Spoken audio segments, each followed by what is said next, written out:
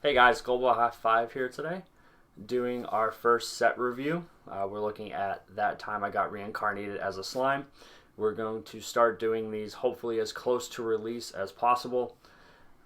So hopefully this will become a regular segment here on the channel. I got my boy Victor here with me today.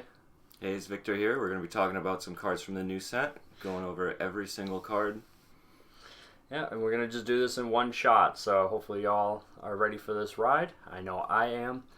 And I'm actually really excited for this set. There's a lot of cool utility and mechanics, and we're going to go right into it here.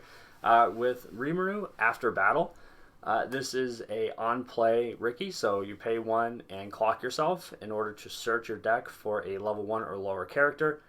Really powerful effect. It's been a while since I think they've put this on play, but we also get an additional on play. You can discard a card to bounce one of your opponent's level 0 or lower characters into their hand. So having a second effect on an actual Ricky is pretty good. Depending on what level zeros your opponent is playing, I guess depends on whether you're going to use this effect. But it is also a discard out. You don't have to discard a character. You can also discard a climax, which isn't an insignificant fact. Yeah, compared to a lot of the previous sets getting Ricky type effects that grab cost zeros from your deck, salvage characters, which is weaker in the early game than searching.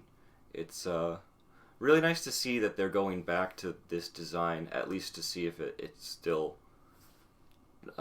giving it a power level check. So see if it's too strong right now still, because it seems like they definitely toned down the power level of Rickies over the past few years. So maybe we've power crept back up to the point where we can just start playing with these again. Yeah, on play and not having to grab from grave or put equal to your level or lower cost 0. Oh, I hated those ones. Definitely, I think this is something that when you're building a deck, you're going to want to put 4 of, for sure. Yep, auto 4 of. Next, we've got a level 3 climax combo, Rimuru Successor. This is also the start of a templated deck that they've thrown in the set for us. On play via the effect of Inherited Feelings Rimuru, or from hand. You look at top 3, you grab a card, you put it in your hand and put the rest in the waiting room. This is really useful for a level 3 that doesn't combo with a gate, or in a deck that doesn't use gates, because she can dig for her own climax. You don't have to go out of your way to find that TD level 3 that they always put in that digs for cards. The actual climax combo with a wind is on attack, pay 2, deal 2 damage. This is relevant in a lot of ways. 2 damage is a good number to be hitting for at level 3. It gets around all your Kimono friends, all your GGO players that are trying to stop you from burning ones. And it has Recollection, pay 1, rest 1.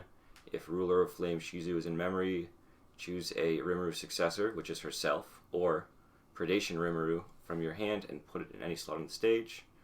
And all markers underneath this card go under that one, face down in any order.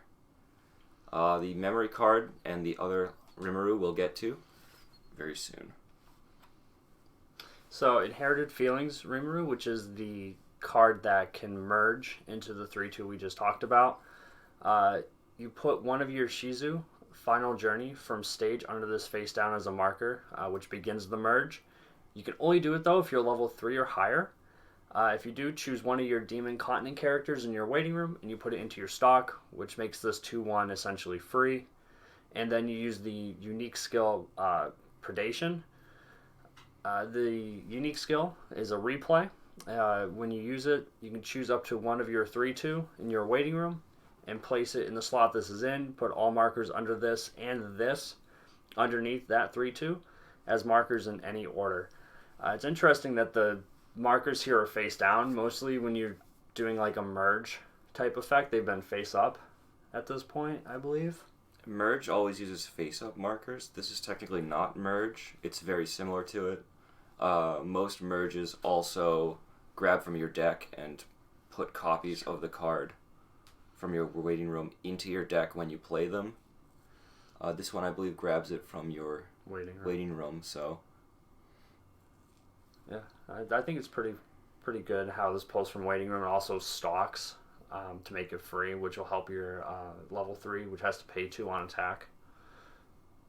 So you'll save a bunch of stock in a bunch of different places. So our first marker comes from Shizu Final Journey. On play, pay 1, discard a climax to salvage a climax. Very strong tech effect. Normally, an effect I only like to put 1 of in my deck, but if I'm doing this change, merge, hybrid, I would consider playing a couple more. And then when this attacks, you look at up to 2 cards on the top of your library, choose 1 card from among them, put it on top, and put the remaining cards in the waiting room. So you get to choose your trigger from the top 2 cards of your deck. This effect's normally stronger in standby decks because they're looking to really get advantage by digging for their standby and triggering that early. The climaxes in this package are not standby, as you'll shortly see, but it's still extra mill at level 1. It can stop you from having a climax buried in your stock all game. Good utility. I think that the preventing your climax from getting stuck in your stock is really powerful, especially if you're coming in on this as a first turn play. But the discard a climax to grab a climax effect is something I really like. I usually play like 2 if there's a good secondary effect, but in this merge-esque package, I think I'm looking at 3 for myself to play. So then Predation Rimuru is the pay 1 rest character that the 3/2 climax combo has to put into play. For each marker under this, it gains 1k. So if you use the effect to put it into play, it will be a 12k. It also heals on play. And when the battle opponent of this becomes reversed, you can choose a Demon Continent character in your waiting room and put it face down under this as a marker. So it should hopefully be a 13k after its attack, the first turn coming into play. This is a trial deck card as well, so access to it's fairly easy to get and should be relatively cheap. So I think that whole interaction package between the semi-merge and this really helps shape a fairly cost-efficient end game as well, since you do have to pay the 2 for the climax combo. Moving on to our next card, Ruler of Flame Shizu. So this is the card we need in memory so we can pay 1 stock for our level 3s. It's got a climax combo with a gate. When this attacks, if legendary heroes in your climax zone, put the top 2 cards of your library in your waiting room. Choose a level X or lower Demon Continent character in your waiting room. Return it to your hand. This gets 2k power for the turn. X is the total sum of levels of all the cards put in the waiting room by this effect. He starts as a 4k, puts him up 5k with the gate and 7k as an attacker. And he will get you a card no matter what. Even if you mill 2 climaxes, you can still grab a level 0. His other effect, when this becomes reversed in battle, reveal the top of your library. If it's a Demon Continent character or anti-demon mask, you may send this to memory. And that's how he gets into memory, so you're allowed to use the recollection ability on your level 3 Rimuru. It's also a free compression. Because you don't need to reverse for the combo, and then if your character does become reversed and then just goes to memory, even if on your turn when you're comboing off, she ends up in memory, you've still gained a little bit of advantage for your later game when you're trying to thin your deck out for easier, more often cancels. The next card does also play with the 1/0 Memory of Japan Shizu. Recollection, if there are 2 more of the 1/0 in memory, she comes out early at level 2. If you have 2 or more Demon Continent characters, she becomes a 10/5 with Hand Encore and also heals on play. So a nice little interaction between all of these cards and how they kind of shape a fairly easy core to a deck, I'd say. I like the synergy a lot amongst these cards a lot. I really appreciate that the level 1 climax combo goes to memory for free off of a top deck check. You have a lot of ways to cheat on stock. It seems fairly consistent to be able to get out at least 2, if not all 3 of your burn combo going. But going 2 burns into the trial deck heal would also be a strong play. Agreed. This I feel like is probably what the meta deck is essentially going to look like, as like its core at least.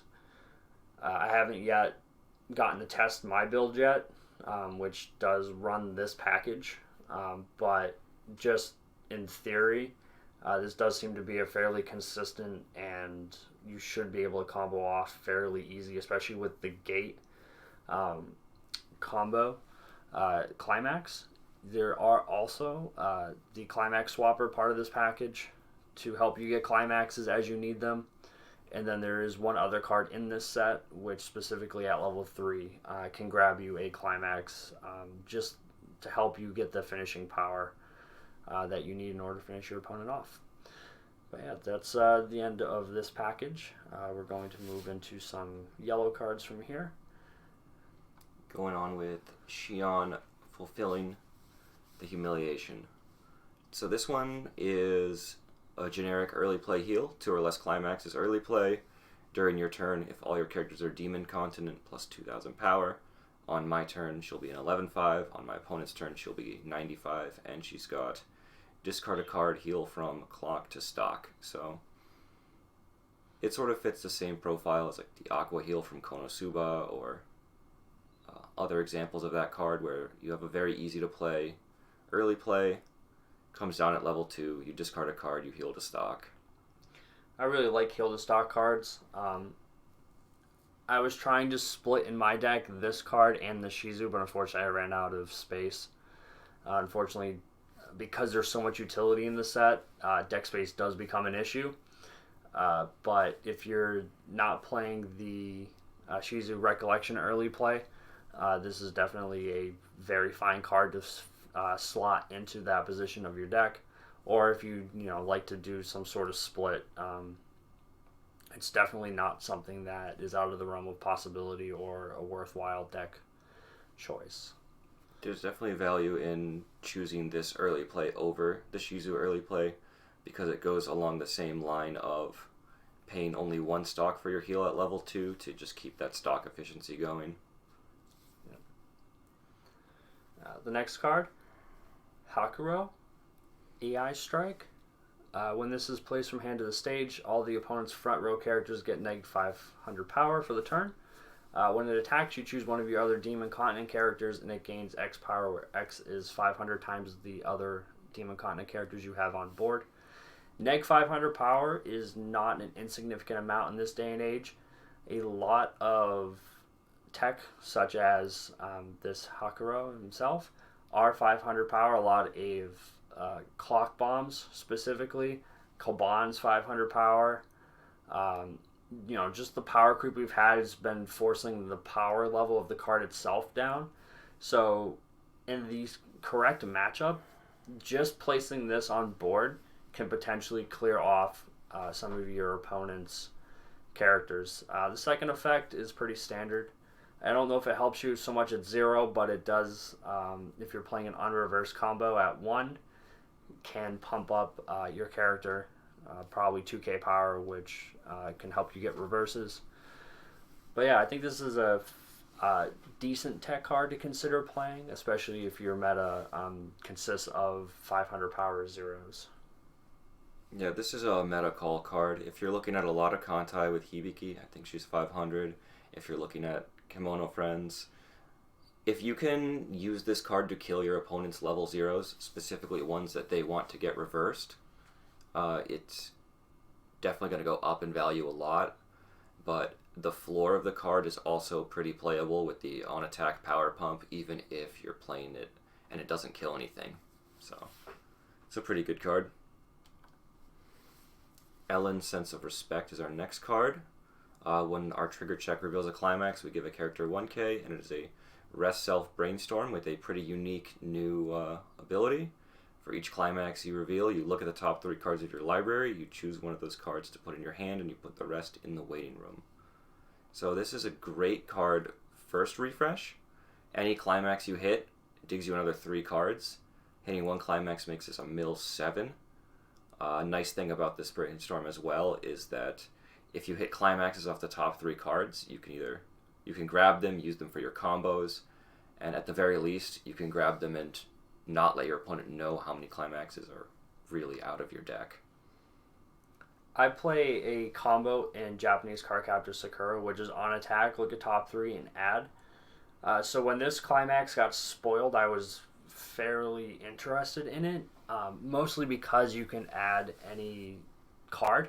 I do play events in my slime deck, so I can grab those events. I can also grab climaxes, which I find not to be insignificant. You can also then turn that climax into a different climax with your climax swapper if you needed to.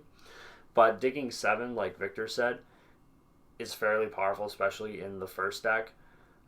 For myself, I think I'm playing 1 copy of this along with the Red Brainstorm, which is more traditional. But it's definitely a cheap option as well. So if you're trying to build a budget deck, this gives you an out instead of having to buy, a $15 salvage brainstorm. Next card is Great Forest Manager, Traineye. This is your standard free runner. It's a perfectly fine option at 0 to try to plus. But this is pretty just basic at this point. Inclusion in most sets.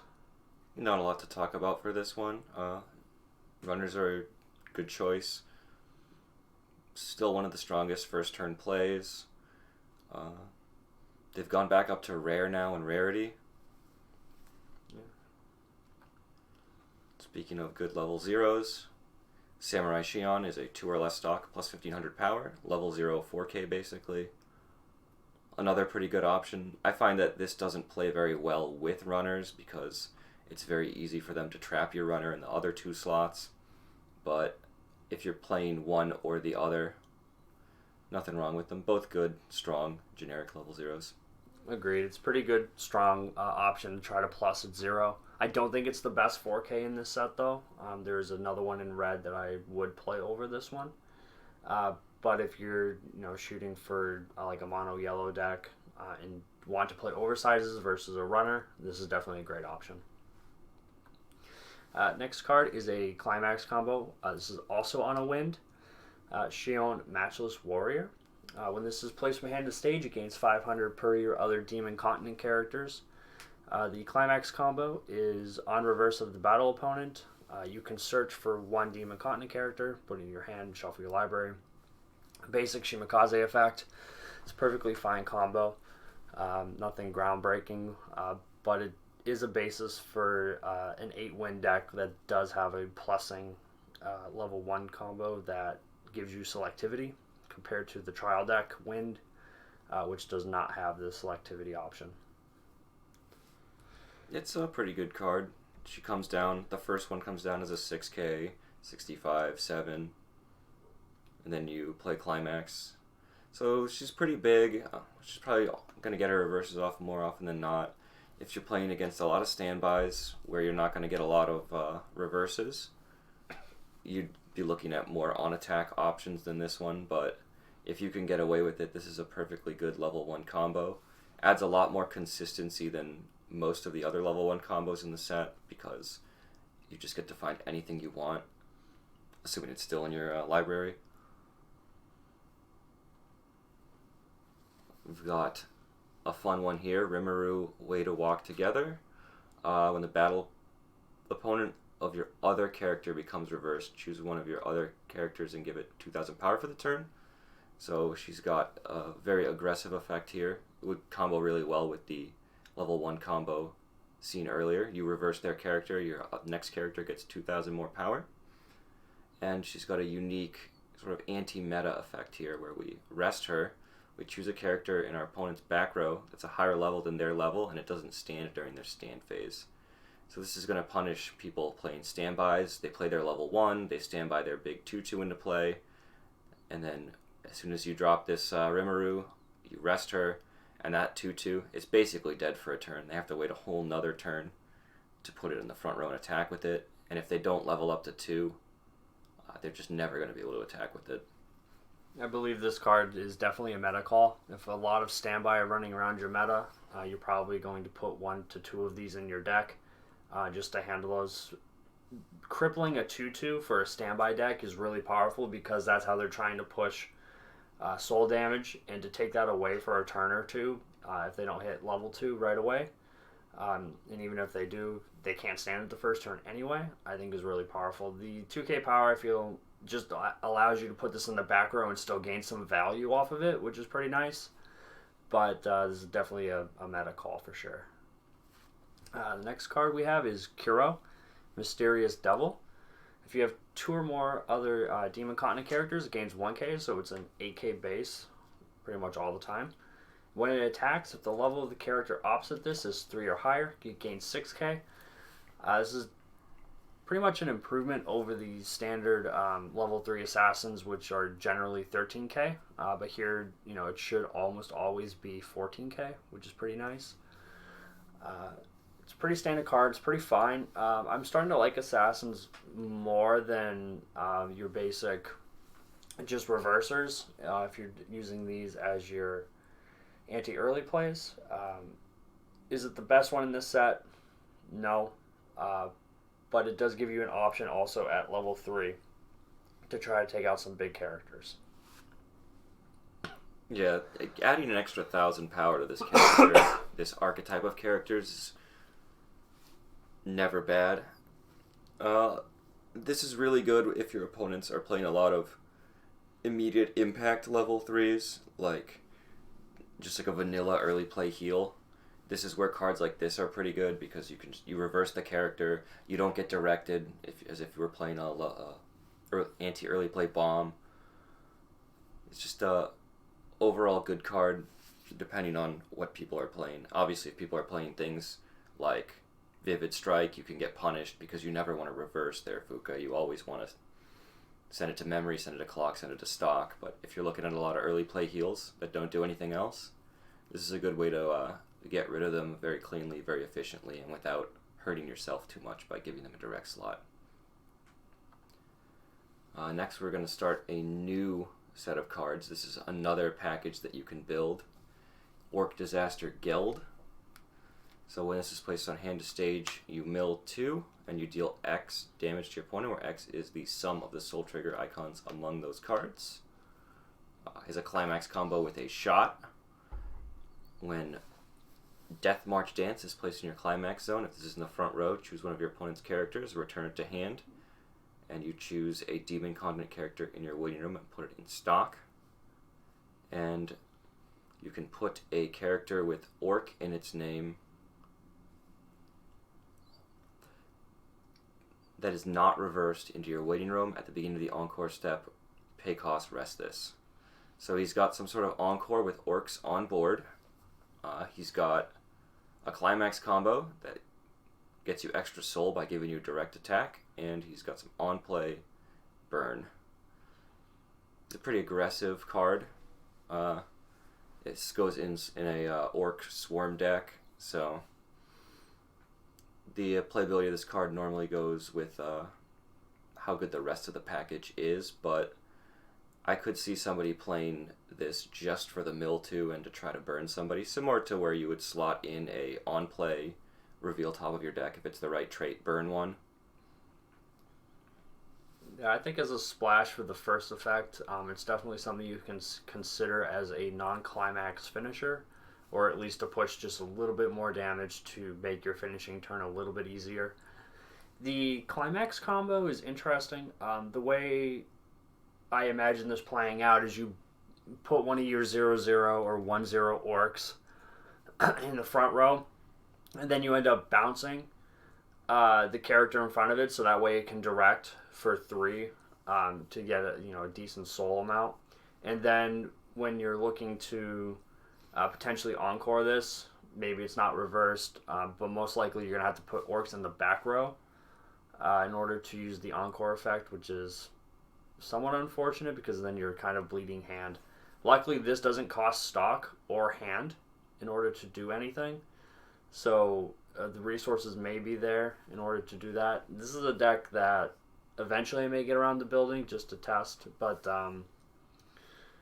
you know, the rest of the package here can kind of speak for itself. We have Orc Lord Geld. It's a 0/0. If you have 4 or more markers underneath this, it does not stand during the stand phase. You can rest this to look at the top card of your library, place it under this as a marker, then you choose one of your Demon Continent characters and give it 1500. Interesting pump of power. You can pay 1 to put 4 markers under this into the waiting room. If you are level 2 or higher and you pay for this effect, you can choose one of your Orc Disaster Geld, which is the 3/2, in your hand and place it onto this card's slot. So you can early play the shot combo, which I think makes it a little more playable. The other effect this has is put one of your Gelmud, Cunning Devil, which is another 0/0. We'll have up next. From stage under this face down as a marker. If you do, you can stand this, choose a Demon Continent character in the waiting room, and put it into stock. So this has a kind of compression game, the Orc deck, to it. You know, where you're putting a lot of things in stock, and seems to be pretty stock light, at least so far, in what it needs to do. Any thoughts? It's interesting as a card outside of all the synergies, because if you rest him 4 times, give 1500 power each time, and you have 4 markers under this guy that are non-climaxes and not critically important cards, like, let's say, like level 3 game-ending combos, you can get a lot of free compression out of him. Sort of the deck brewer in me wants to see if I can put this Orc Lord Geld and the next card, the Cunning Devil, just into my deck as a package without any of the other orcs, as a compression and stock engine. But we'll see how that works out when we see what Gelman himself does. So at the beginning of your attack phase, you choose a character with Orc in its name. For the turn, that character gets plus X power, where X is 500 power times the number of characters with the same character name. And he's paid to discard an Orc. Rest this, choose a character in your waiting room, return it to hand, choose a character in your waiting room with the name of the character already returned by this effect, and return it to hand.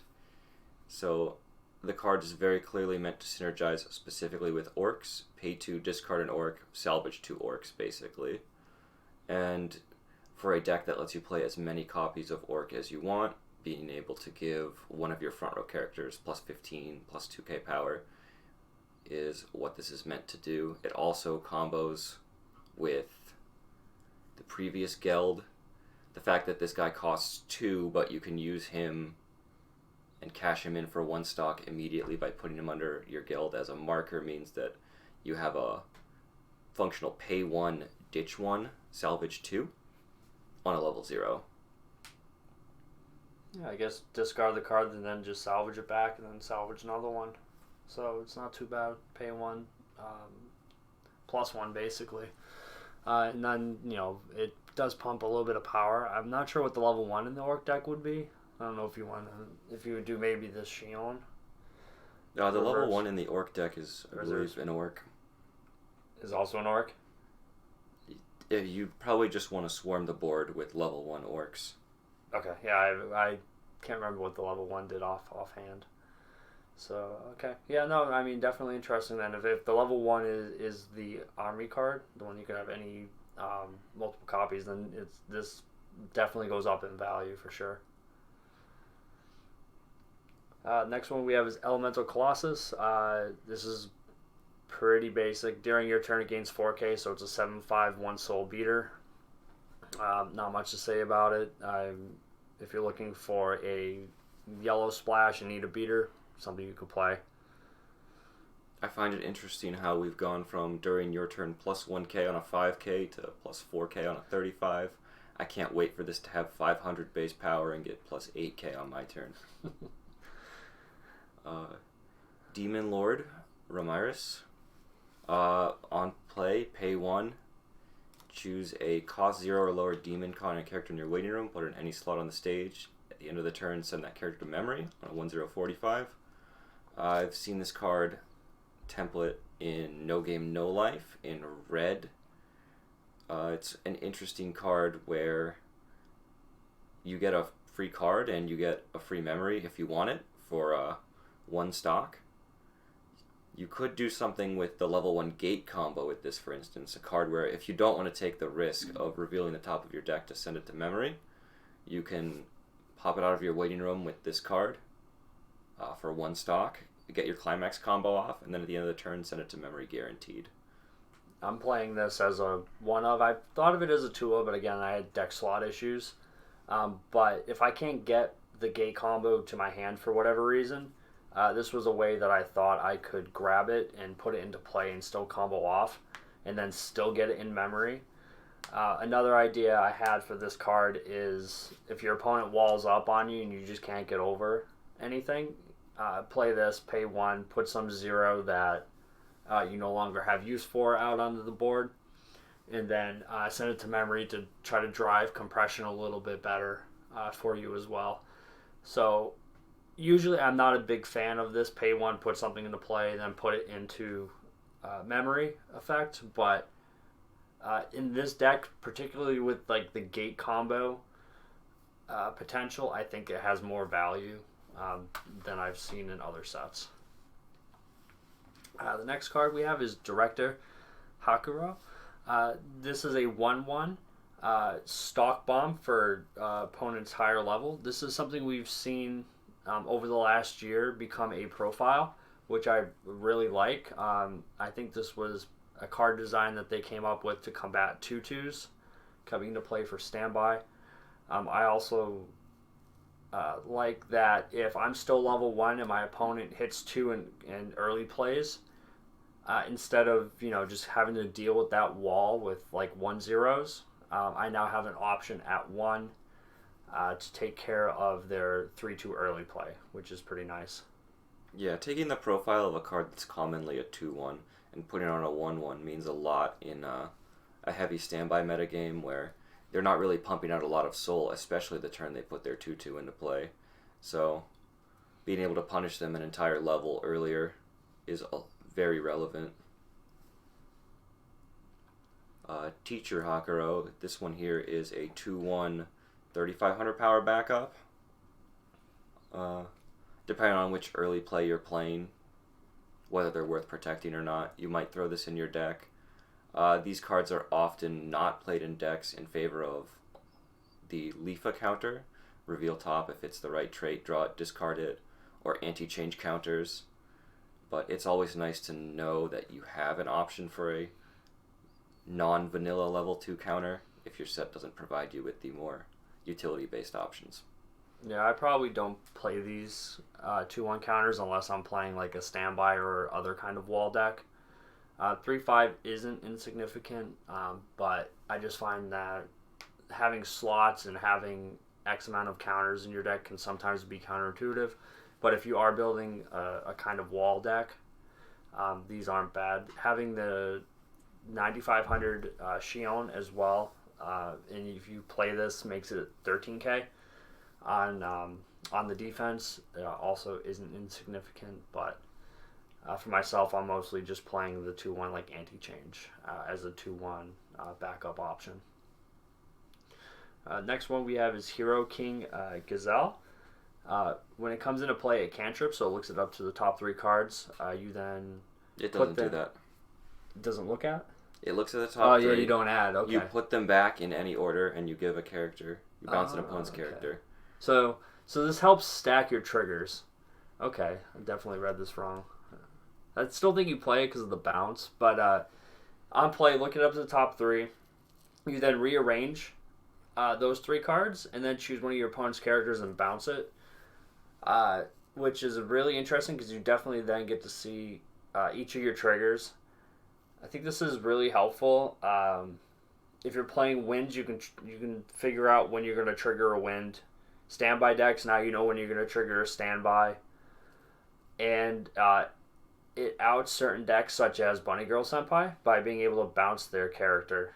So this is definitely a lot of interesting utility for an uncommon, which is really cool. You can also pay one to pump one soul to one of your Demon Continent characters. So if you're shooting for a certain damage threshold, this card also provides you the utility to do that. So a lot of interesting ways to use this. Yeah, main phase bounce is really strong right now, especially if there are a lot of standby players, Bunny Girl Senpai players. Just a lot of reasons right now to want main phase bounce in your deck. And he's got two very synergistic abilities for soul control. You play him, if you have a few extra stock to pump soul if you need it, you'll know exactly how much damage you're doing on all three of your attacks. So I don't think this is a card you should be sleeping on just because it's a common in the set. Definitely. Next, my apologies for not putting this with the Gelds in order, but we've got Orc. You can play as many Orcs as you want. He can't side, and for each Orc and Orc General in your front row, he gains 1,000 power. So what's interesting about this is I was under the impression that most of these Swarm cards counted the back row for power, but Orcs do not, which lets you put your silly stock marker charging Geld in your back row instead. I think most of them do count only front row. I know that the one in Symphogear doesn't, which I think is like why that one's really good. But unfortunately, I think most of them just count the front row, which is why you tend to get capped at like 45 or 5k power. So I'm guessing the Orc General is the 1-0. Orc General is the 1-0. It gets 1,500 power for your other Orcs in the front row. Nice. So our level 0 is 45 wall. And then the other one's probably 7-5. Not bad. This card is Kaijin Blacksmith. It's a 3k that cannot side attack. If you have no other characters, it gains 1 level in 1,500, so it's a 4,500 standalone character. Compared to the other level 0 options of a free runner or a 2 or less stocked 4k. This is another option. However, with the aggressive kind of meta we're in, you probably want the other options instead of this, since attacking with one character, especially if your opponent's playing standby where you want to rush them, is sometimes not the most optimal play, but it is a option for a 0 beater. It's an interesting way to create a 45 level 1 character. The only time this card is really a very high impact is your turn when you're going first. So I think it's too niche of a situation to include in your deck, because if you want to maximize his impact on your turn going first, you need to play 3 to 4 copies of him, and he doesn't really do a lot other than that. The floor of the card as a 3k can't side isn't the worst, because whenever your opponent has cards with utility text on it, they're usually 25 or less. So the floor is not the worst, but a 3k vanilla that can't side is not something I'm rushing to include in my deck. So speaking of 3k vanillas with no text, most 3k vanilla, or all vanillas nowadays, seem to have cards that interact with them in meaningful or less meaningful ways. I was unable to find which one does anything with this, but I could be wrong. Next one is Orc General. This was the 1-0 we were talking about. It is 3k power, and for each of your other Orc General or Orc, it gains 1,500. So it'll 6K. Be a 6k base, which isn't too bad. It cannot side attack, however, and you can run 42 copies of this. Alright, we've got Cabal and Ellen and Guido. Pretty sure I pronounced that wrong. Troublemakers. All your other characters can't side. And then when this is placed from hand to stage, you choose a cost 1 or higher character in your opponent's waiting room. Put an empty slot in your opponent's back row. So this is interesting. One of the few options you have in this set for printed 107Ks. The drawbacks on this one are pretty easy to mitigate. Like, for instance, if your opponent doesn't have any empty slots in their back row, you get to play this for free. If your opponent doesn't have any cost 1 or higher characters in their waiting room, you also get to play this for free. It seems like an okay beater to put in that slot. If you're looking for beaters, I think it's fine. However, if your opponent has an empty back row slot because they're playing standby, you're probably not going to play this from hand, and I'm fairly certain at that point it's become almost a dead card. The other thing is 7K without a climax or another pump doesn't quite get over 1/1s, so I don't know how much that factors into whether you consider that before putting it in the deck. But 7K for no cost, if you can get around the second downside, is at least something that you can think about putting in. Particularly if you're on a budget, this card can be a slot filler for a beater at 1 for sure. It's also not the worst when you play it with the 1/1 Rimuru that keeps their higher level characters in their back row rested. Although they could move it to their front row and then wait a turn. And then they don't attack you, which sounds like anti-damage, which seems pretty good. So, the fact that this puts out a higher level character than their level most of the time can also be mitigated just by the design of the set being so inherently anti-standby and anti-early play. The next one we have is Geld, Inheriting the Wishes of the Orc Demon Lord. It's a 2/5 backup that when you use its backup, you can pay 1. If so, you can choose the same card and then put it back in your hand. So use the backup, discard this card, pay 1, and then put it back in your hand. I mean, it's not a profile I would use. Usually if I'm using a 2/1 backup, recurring it might be okay. I guess the point is you're putting out your early play 3/2s at 2, and then you're just kind of looping this with all the stock you've generated to protect the 10K because it doesn't gain anything else, I guess is the point. But I don't even know if 12/5 in the current game as is really helps you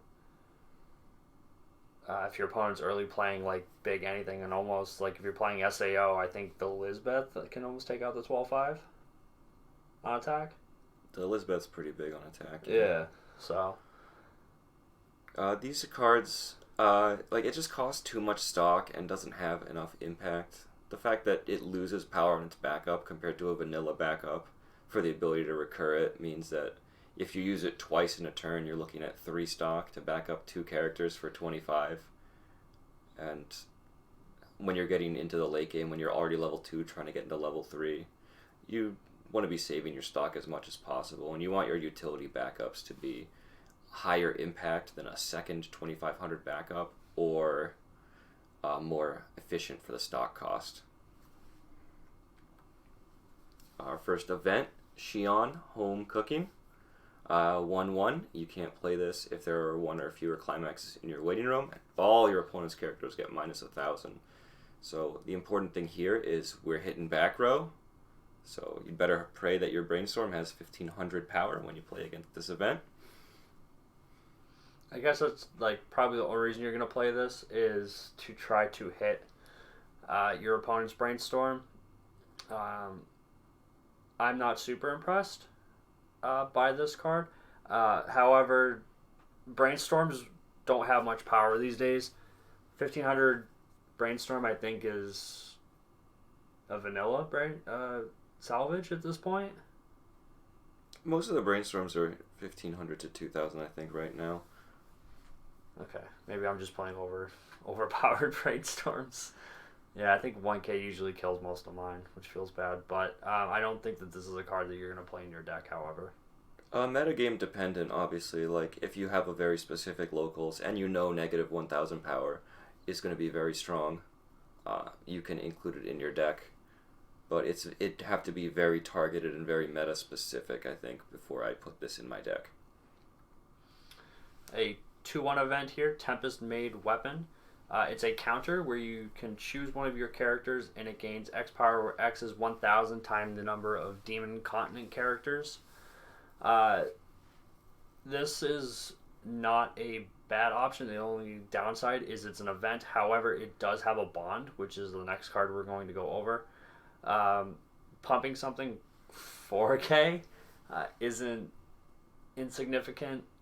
There are a couple of 2/1 character counters that go to 4K, but usually they have a requirement of level zone or memory. I believe memory, definitely level zone. But with the fact that you can kind of grab this, it does give it a little bit more value as a consideration for your deck. So we've got Gobta, Feeling of Death here. Here's our bond. Pay 1. When this is placed from hand to stage, you may pay cost. If so, all players reveal the top of their library. If the level of your revealed card is higher than the level of your opponent's revealed card, you get a Tempest Made Weapon, which is the 2/1 counter event, for your waiting room and return it to hand. If the level of your card is lower than the level of your opponent's revealed card, you get a Shion Home Cooking, which is the -1,000 event, from your waiting room and return it to hand. If they are the same, you get nothing. I think the unreliability of this card is really where its downfall is. There's a chance you get nothing. Like, a lot of people play around 24, 26 level 0 cards in their deck. It's very likely that you'll just both reveal 2 zeros and you'll have prepaid your stock for nothing. It also costs a lot of deck slots, because if you want to maximize your ability to always get a card with this when you pay 1 stock, outside of the ties, you need to include Tempest Made Weapon and Shion Home Cooking in your deck, which is a lot of deck slots for a card that doesn't even always guarantee a plus. I wasn't even considering the fact if you tie that you get nothing. So, yeah, I think as like a package, you're probably not going to play either of the events or this unless like your metagame really dictates it. But yeah, less impressed now with the option to get nothing. The next card, Shuna, Princess of the Clan. This is your Shaltir Brainstorm profile. So on play, you can choose one of your opponent's front row characters and give it -500 power. An interesting interaction with this is if you play the guy, I forget his name, on play give -500 to everything, you can now -1k to a character. So that can take out other sorts of utility that your opponent may have. Saikano's Runner is 1k, so now you've just killed that. So a little bit of synergy between the two cards here, which is pretty cool. It's a pay 1 rest self Brainstorm to salvage any character. This is the only rest self Brainstorm that has selectivity in the set, so that's not insignificant either. I played a lot of Overlord. The -500 power is definitely something that you really start to appreciate the more you play with it. It'll pick off random things, and even if all you do is use it to win a battle that would be a tie, it's definitely something you shouldn't overlook. One of the things about this profile that you have to be careful of is your play patterns. When you're playing a card like this, you have to make sure you're holding it in your hand until the turn you're going to use the Brainstorm to really maximize that -500 power. Next, we've got another Milim here. She's got some good utility. Pay 3, your opponent loses all their stock, and they put that many cards from the top of their deck into their stock. And she's a level 0 bomb. So, having played a card in Fujimi Bunko that has the same stock effect, but a much lower impact level 0 effect, I really appreciate the fact that this has reasonable level 0 utility as a level 0 bomb, and also has really strong late game potential if people are charging up a lot of stock. In Fujimi, I only play this as a one-of because of that lower value second effect. But for this, because of I think stock swap is going to be a very powerful effect in next year's coming meta. Just on based on what I saw this year and what I think they're kind of trending towards with the sort of compression game coming back. I think that this as like a 2 of definitely doesn't seem too bad. And then, even at 0, you're still able to take out like an oversized. It's pretty value. Next one we have is Dragon Demon Milim. It's a 3/2. When it's placed from hand to stage, you reveal the top card of your library. If it's a Demon Continent character, you may deal 1, and then put the card back. We talked about this earlier with the Orc Geld.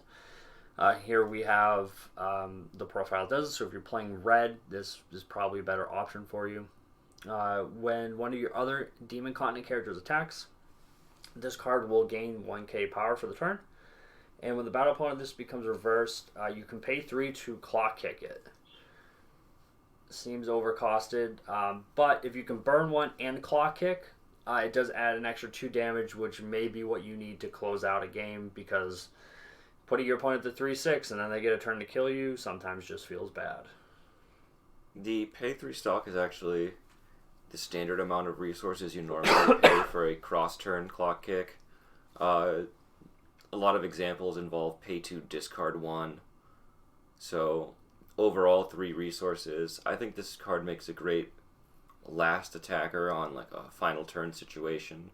I don't foresee myself using the cross-turn aspect of the clock kick as much as just attack with this as my 3rd attacker, pay out my 3 stock that I made from my 3 attacks, and just get that extra 2 damage in over the burn and the clock kick. It's a pretty good non-climax combo finisher to throw in your deck if you're red enough to run it. Yep. Benamaru, Demonic Power. This is a card that confuses me a little bit. It's a 3/2 10k with no other text on it other than a climax combo. Climax combo, when the battle opponent becomes reversed, Newfound Power, which is a standby, is in your climax zone. You deal 4, and you give a character +1 soul.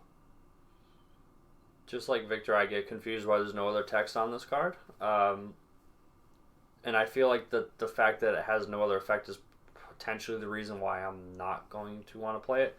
I do have a standby door deck idea which uses this card mainly for the standby. But it needs to reverse. It burns 4, which isn't the best sort of damage, and then it gives 1 soul, which is kind of neat, particularly with the rest of the standby packages that you can play, which also pump soul. But you need to play an 8 standby to really gain the full advantage of that. But without the extra text, I think it just lowered the quality of this card to really consider building specifically into your deck. Yeah, having no utility at all makes me just want to play naked standbys without the combos instead of going out of my way to include this combo in my deck. But it might be free to include 1 or 2 copies of it in an 8 standby shell. I guess because you can grab climaxes so free between your climax swapper and the blue 3/2, you could throw like 2 of these in, just play the standbys as basically empty with an additional potential to play it. The next one we have is Rimuru, Strike from Heaven. When it's placed from hand to the stage, you can put the top 2 cards of your library in the waiting room. If you hit a climax off the mill, choose a character in your opponent's front row and it gets negative 1k. Giving negative power seems to be a trait of this set, which I find really interesting. I don't think we've had a set give as much neg power as I've seen in this. When this card becomes reversed in battle, you can pay the cost, which is pay 1 and put this into your clock. If so, look at the top 3 cards from the top of your library. Choose 1 character, show it to your opponent, put it in hand, and put the rest in the waiting room. You're playing an actual Ricky in the deck. I think it has more impact than this card. However, this card can grab any character, so you can grab level 2s or level 3s, which may lead you maybe wanting to play 1 or 2 of them. I just don't think that in a set that has an actual Ricky that this would reach the level of consideration to play as that card.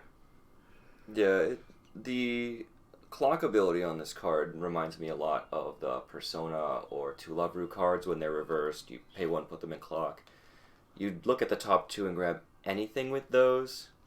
So you could grab events, climaxes, things like that. This one looks at the top three and only grabs a character, but it fills that sort of same slot of giving you an extra card at level 0. Agreeing with the sentiments that it's less necessary when you have an actual Ricky in your deck, but there's definitely consideration to be made for the negative power here.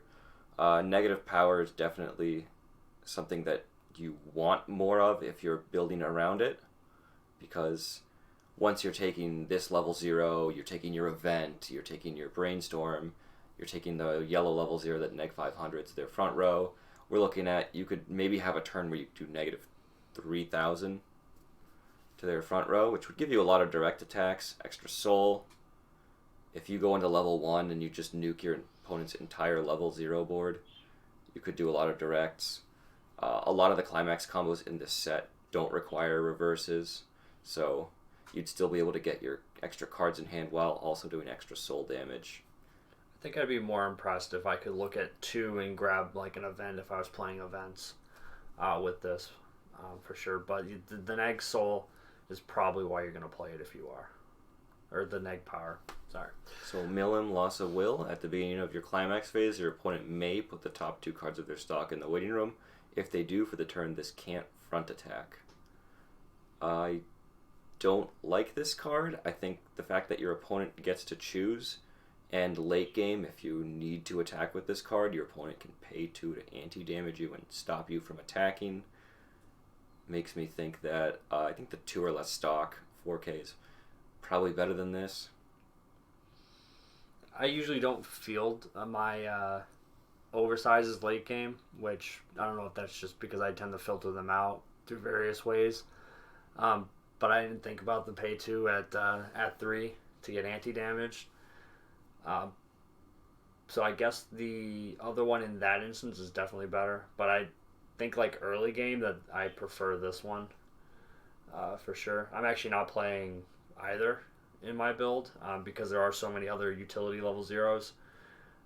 But yeah, when you put this in, definitely you want to factor in the fact that your opponent could anti-damage you at 3. So for sure. Next one we have is Shizu, Way to Walk Together. It's a 1/0/5K that when you reverse the battle opponent, you can choose a character in your waiting room, return it to your hand, and then discard a card. This is a pretty okay hand filter. With the amount of neg power in the set, even with your opponent's level 1 character, you may be able to get a reverse off without pumping anything. So that's not insignificant. I don't know if I prefer this or the blind stock on reverse. Yeah, having a free utility like this does a lot of things for you. It makes your hand better by getting you the character you need, and also adding a discard outlet at no stock cost is something that you should consider as maybe a 1 or 2 of tech level 1 slot.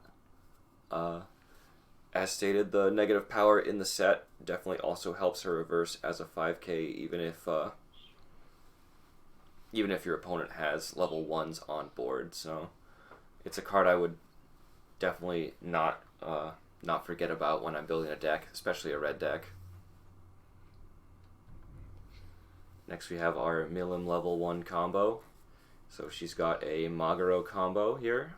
When this attacks, if the door is in your climax zone and you have 5 or less stock, you look at the top 4 cards of your library, choose a Demon Continent character from them, show it to your opponent, put it in your hand, and put the rest in the waiting room.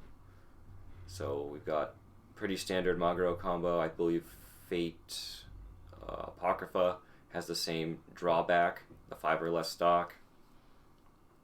Yep. But the first turn you go into level 1, you normally have 2, you normally spend 1 for your brainstorm, you're normally ending with 4. So this is a combo that will almost always work the turn you hit level 1. The turn after, it might be a little sketchy, but if you're still level 1, the turn after you perform your Maguro combo, you're probably in a good enough spot where you might not need that extra card anyway. So usually these are dying on the backswing anyway, so getting them back, usually you have to brainstorm and grab them anyway. But usually, like, if there's like a second turn, like I'm just thinking to Apocrypha because I play this combo. Usually I can get like one off, which is usually fine because, like I said, they died on the backswing, and I can usually grab one from Grave. This being on a door, though, is really good, and I think if you don't like Maguro combos, because some people just don't like them for the selectivity minimality, it being on a door lends you to definitely give this a little more consideration than if you don't like the profile. The next one we have is Rimuru, creating a Grudge. It's a 2-1 anti-change. This is becoming a profile we're seeing in pretty much every set. Discard 2 cards on backup to choose one of your opponent's characters, which is level higher than their level, and then you put it in the waiting room. Your opponent can then pay 3 to encore it. However, an easy way to deal with an early play on the attack phase, which then allows you to take no damage, is also not something to minimalize. But if you have no hand, then this card definitely just is non-impact. Yeah, a lot of the cards that I've seen so far in going through the set lead me to believe that this is a set that will have more of a bottleneck on hand than it will a bottleneck on stock. I'd probably much prefer an anti-change counter that uses the stock resource compared to hand. But we do have a lot of combos that plus at level 1 that don't involve reverses, so they're probably always going to happen. So maybe the hand bottleneck isn't as big as I'm thinking it's going to be, and it's possible that this is one of the better ways the set has to deal with level 3s. But it does have that 1/1 anti-change bomb, so we'll see. Shuna for everybody. We've got our level 3 assist now. When this is placed from hand to stage, you salvage one, and you rest this, look at the top 2 cards and put them back in any order. Knowing what you're going to trigger and controlling which order you trigger them in is pretty good. She gives you access to your waiting room to grab a character, and she's a 2k assist, which is situationally better than some sets that have 1500 globals or things like that. But a lot of the other sets that have 2k assists have things like 2k power, and your opponent can't use events or backups, things like that. So she's about in the middle for the power level of her assist, but the added consistency of characters in your hand from her salvage and triggers from looking at the top 2, probably worth including her in your deck as at least a one of, if only for the ability to look at your triggers in the late game. I think if you're playing standby, you're definitely playing this. You have a card in the level 0 game that allows you to kind of dictate your triggers, which can help you dig towards a standby trigger at 2, which will, I think, is the best way to put one of these kind of 3/2s into play, is off a trigger at 2. So I think that the 2k power, also if you're on the 8 standby deck, it makes your on reverse standby combo 12k, so that's pretty good. And then just salvaging at 3 to grab whatever you need if you're playing it from your actual hand isn't bad. But this is becoming like a semi profile we're seeing give power on a 3/2 standby target, so it's not bad. Yeah, in the context of standby, being able to put her into play at 2 for no stock, and then having this ability to look at the top 2 cards of your deck, especially if you don't get pushed to level 3 the immediate turn, could give you a lot of small incremental advantage that could push you into a very good game. Next one, we have a 3/2 climax combo on a door, Milim Chasing. It heals on play from your hand.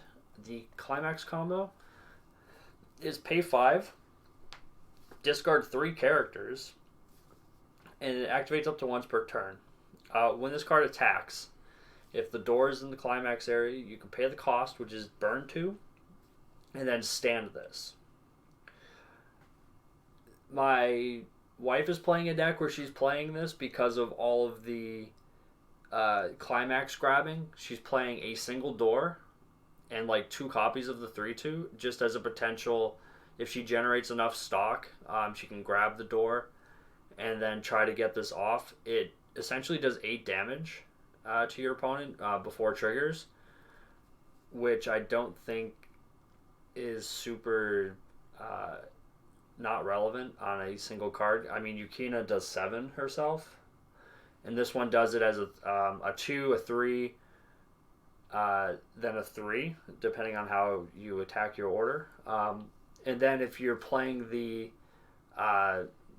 Geld, is it Geld? The king guy. You can pump a soul on this and then side, since you don't have to reverse, which I think is also relevant. You can side like a level 2 or a level 1 if you're trying to shoot for even better damage numbers.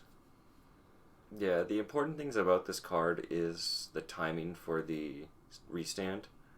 It's a on attack restand, which is good if you're side attacking. It's good if you're direct attacking. It's okay if you're a lot bigger than the character you're attacking. The drawback of this is that if your opponent has a lot of big characters, for instance, Cardcaptor Sakura can put out a lot of 1500 globals and make it so that you can't reverse any of their board. So if your opponents have a lot of Wally level 3s that you can't get over with this card, the climax combo will not work at all. But the flexibility of direct or side attacks and still being able to stand and burn is not to be ignored. If you look at the finisher, in heavy air quotes, in Fujimi Bunko, the made Kurumi and Origami, it has a very similar role. It has like a pay 5, discard 2 restand. It's something that you can do almost no matter what. So, Benamaru daily training. When a climax is placed in your climax zone, you give a character 1k power, and when your character becomes reversed in battle, you choose one of your characters and give it 1000 power. So it's sort of a slightly different take on the Married Life Asuna archetype of cards. You play your climax, you get an extra 1000 power, and when one of your characters is reversed, you get another 1000 power. The 1000 power happens on both players' turns, so your opponent can mess up their attack orders, and you can make a character bigger than one of theirs if they attack in the wrong order. Now, 1K Avenger, I like better than like the 500 Avengers, which are printed. This giving an extra 1K on climax play also is fine if you're playing a reverse combo. But the 1K Avenger can sometimes really mess with opponents.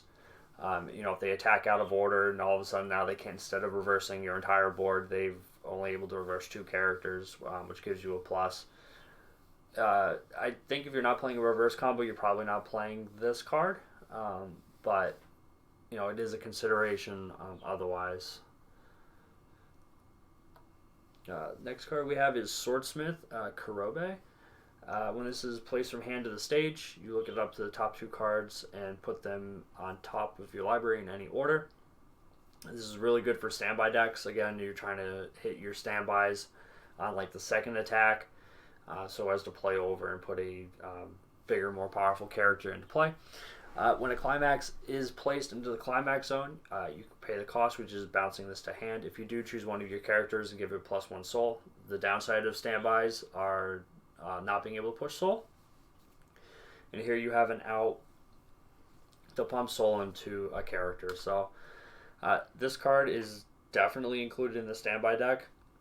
I feel like if you're not, it's probably a misplay because of how it synergizes with that type of climax play.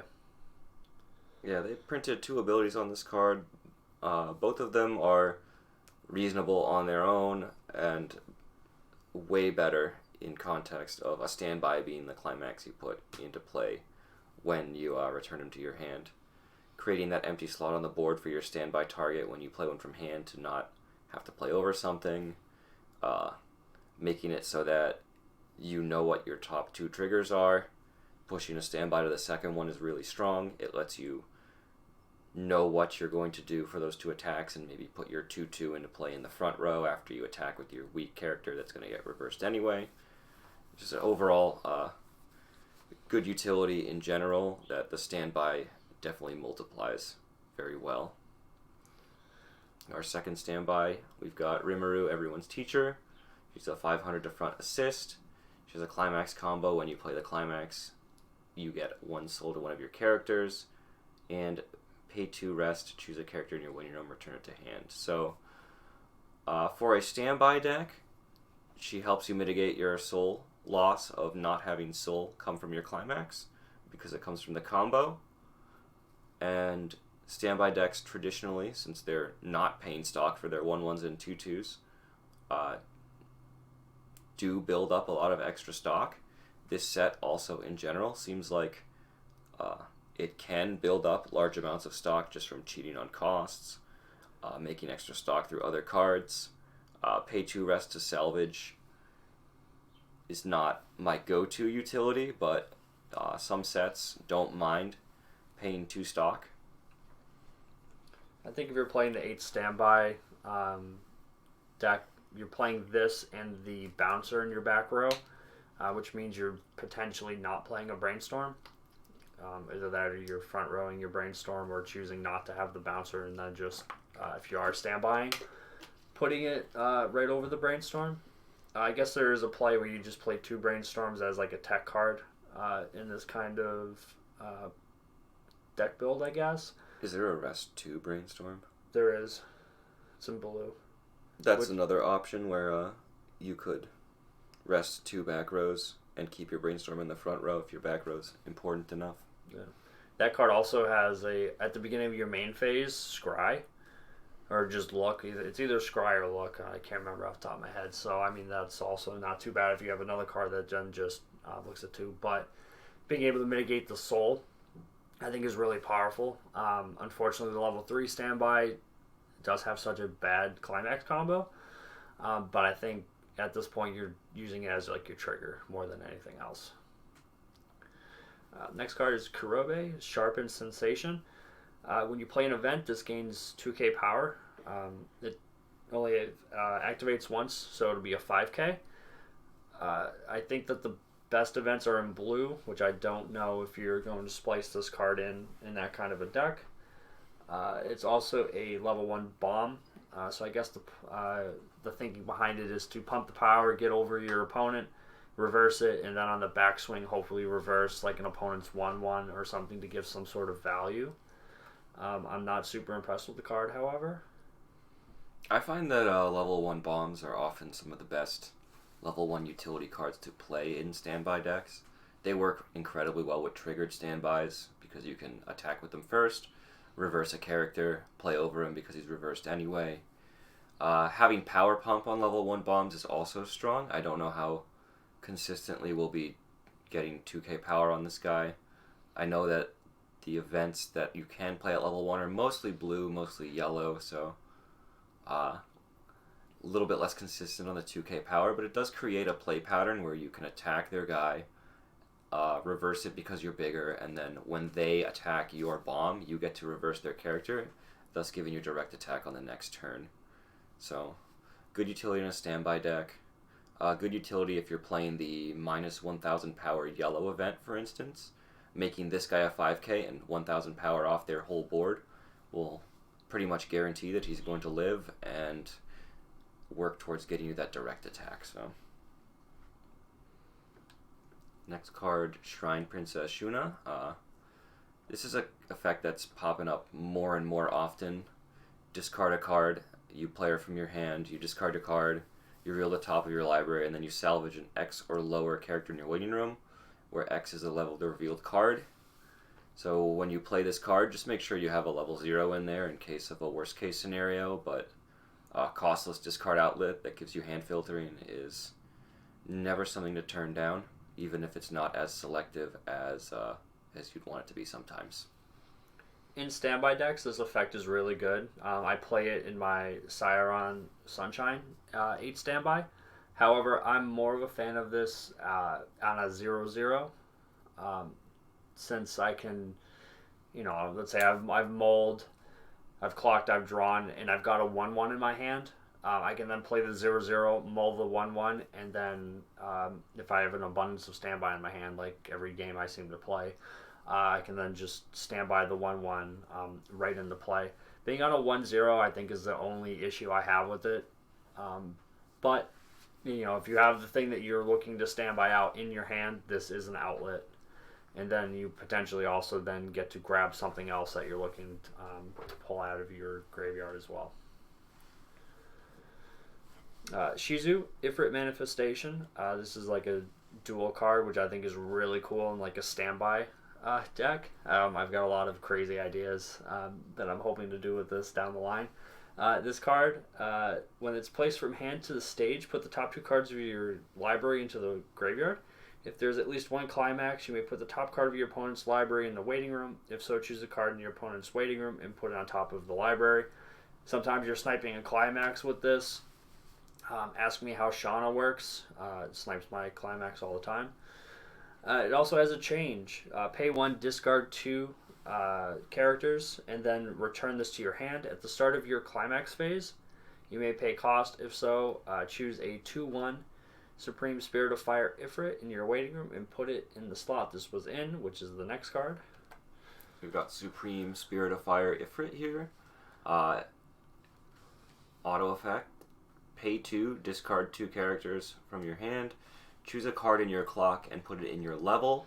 When this attacks, you may pay cost. If so, perform the following 3 times. Deal 4 to your opponent. Very hefty cost. The cost of putting a card from your clock to your level zone is functionally taking 6 damage because the other cards that are in your clock stay there. It's not like you level up. So if you had 6 cards in your clock, if you were 1/6 for instance, and you put a card from your clock into your level zone, you'll be 2/5. You won't be 2/0 like if you were to play a Winged Slayer, for instance. Because a Winged Slayer says you clock yourself till you level up. This literally says take 6 damage. But the payoff here is you do 12 to your opponent, so. And even if one of them cancels, you dealt 8. So it would be a favorable exchange if you stick 2 of them. I think the play is you want to be able to do this at 1, preferably 1/1 or 1/2.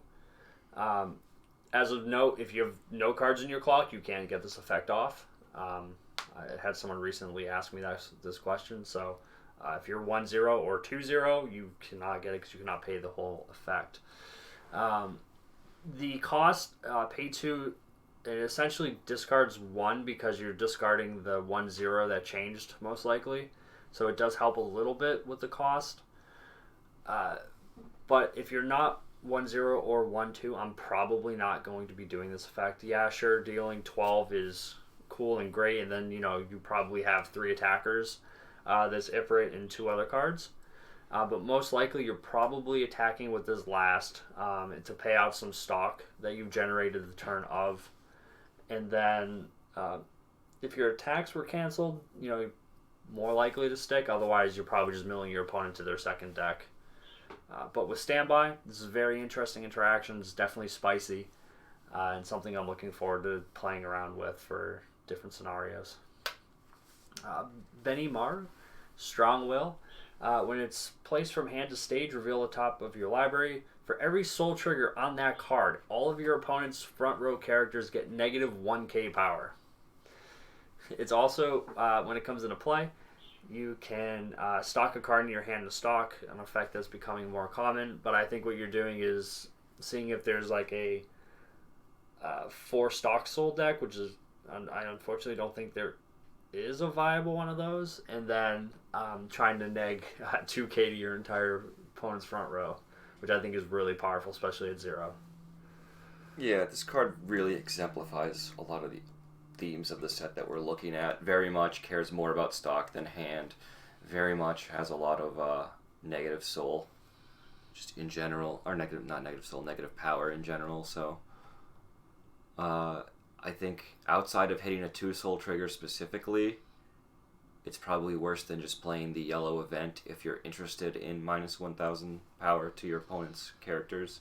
But you can play this at 0. You can't play that at 0. You also do get the extra stock charge from this, which might not matter. There are so many ways to make extra stock and cheat on stock that don't involve using cards from your hand that maybe it's just not strong enough compared to the other options for stock or negative 1k power, but it's a very good mascot for the themes of the set at the very least.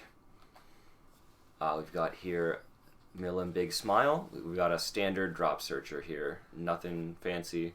No bonus effects. 0025. Pay 1, discard 1. Search for Demon Continent. We like to mention that colors do not matter anymore. This is red searching. It's a good pair, in my opinion, with Salvage Brainstorms, because now you have a card that accesses your waiting room with the Brainstorm, and in addition to that, I like to throw in cards that access my deck. So I have access to both zones for searching should I need a specific card. Agreed. Next card we have is Millum Break at a Hot Spring. This is your glorious, comes into play from your hand, gain 50 soul. If you somehow manage to put all your opponent's climaxes into their memory, which is something you can do, maybe. In this deck, you just hit him for 50 and you win the game. That's all I got for you. Now the unofficial combo with Vicious Steel Thread Rimuru here. On play from hand to stage, you choose an opponent's character in your back row that's a higher level than their level, and it doesn't stand. It's a sort of a one-shot of the 1/1 Rimuru that you can rest to have a repeatable effect. But the real reason we're looking at this is for the on attack, choose one of your characters. That character gets plus X power. X is 1,000 power times their soul. We're looking at 51 soul on the previous card that we just revealed before Climax. So that's 51,000 power. Basically, as a two-card combo, you can reverse anything you want. Yeah. Other combos, there was that level 3 that can pump soul for 1 stock, so you could make something have 5 or 6 soul and get a 5,000 or 6,000 power boost on attack, which might matter. Yeah. The Climax combo I referenced, where you're putting climaxes in memory, is this one. Shizu Take Care Together. It's a 2/1 7k. When it comes into play, it gains 500 per all your other characters. At max, probably a 9k. It's on a stock soul. When the battle opponent becomes reversed, you can pay 1 if you do choose 1 card in the opponent's waiting room and put it in their memory. I feel like this is almost a trap. My wife's trying to make it work. I have yet to see the deck in action. She's playing 3 of the stock soul along with this, and then just trying to, throw at least 2 climaxes in memory and then just push a bunch of damage at 3 while healing down herself. It's a very interesting deck idea. This card is probably better than the Saber 2/1, which needs to discard in addition to paying 1. However, that one's not on reverse. So it'll be very interesting to see this in play. It's definitely not something I've discounted, but I don't think it's like super value. One of the lenses you can look through for this card is in combination with the previous 2 cards of expertly keeping track of how many climaxes are in your opponent's stock, hand, and then figuring out when the perfect time to kill them with plus 50 soul is, as sort of a meme deck. If you look at the set design in Konosuba, they've also created a climax combo with Wiz that sends cards to memory and printed a plus 50 soul Godblow card. So it seems like these cards are sort of coming in pairs now to at least let people try to live the dream, but as a standalone card, it's got a little bit of utility. It's good against restricted cards. Like if you have someone that still plays Nisekoi in 2019, you can send their only Marika to memory. No. Never living the dream. Black Lightning Rimuru. This is a pretty standard level 0 standby target here. 500 for each of your other Demon Continent characters and Encore character Encore for a 1/175 with a full board. I like these that give the 500 per instead of requiring 2 characters. Nothing makes you more sad than like standbying this out and then they like bounce with like a wind one of like the 3 characters you have on board, and all of a sudden there's now 2 others, and then they just kill it. I do like this type of gaining power. It still makes it a 7/5. And then the hand-on core is not tied to the requirement of like 2 or more characters either, so definitely good for standby. We have this 3K vanilla Rimuru, which combos with the next 2 cards. So the choice is ours between Shuna, Intense Battle. If there's a marker under her, all your other characters get 500 power times their level. And when you play her, you get the level 0 3K Rimuru from your waiting room, put it face up under this as a marker. Just a global level assist as a 75, so she can get up in the front row and battle with some costless level 1s if you need her to. And then the other option you have is Xion, Fierce Battle. If there's a marker under this gains 6,500 power and 1 soul, so it is a 10k, a 2 soul for 1 stock, and it just requires the vanilla to be placed face up underneath it as a marker. I would, if I play this package, which I wouldn't, I'd probably play the 2/1 10k 2 soul. Just having a 2 soul beater for 1 stock is pretty good, but it requires you to play a vanilla, which I think that your level 0 options are significantly better and designated towards more worthwhile cards than playing the vanilla. Yeah, 1 stock for a 2 soul beater is a very efficient cost. It's why the heal to stock level 3s are so strong, in my opinion, is that they're functionally 1 stock 2 soul beaters. So that's a value that I try not to ignore when I'm looking at sets overall, but the deck building constraint on this one I think hurts it too much. The level 0 utility in the set is too strong, in my opinion, to be playing around with 3K vanillas. Great General Benamaru here. He's looking like a potential level 1 standby target. He's a 95 if you have 2 or more other Demon Continent characters, and he has a hand-on core. This is a situation where the hand-on core is not beneficial, because hand-on core on a level 2 character costs an extra 500 power on the character. So if this guy had the hand-on core attached to his continuous condition of needing Demon Continent characters, he'd probably be a 10k on board instead of a 95. Yeah, this is probably the 2/2 standby target you're playing. At least it has the hand-on core all the time, in case for some reason you end up just not having a board through bounces or whatever, because standby usually keeps a board at this stage of the game. But just your standard standby target. I think in the world of standby matchups, I think he's relatively weak. 95 isn't the best. Like Kakitas is a 10/5, Bunny Girl Senpai is a 11k, Fujimi Bunko is an 11/5. There are a lot bigger 2/2s than this guy running around.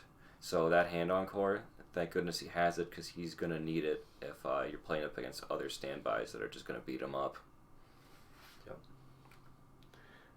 The next one is an event. It's a 2/0 True Friend Declaration. You look at up to the top 4 cards of your deck. You choose 1 yellow, up to 1 red, up to 1 blue. Show them to your opponent, put them in your hand, discard the rest, and then discard.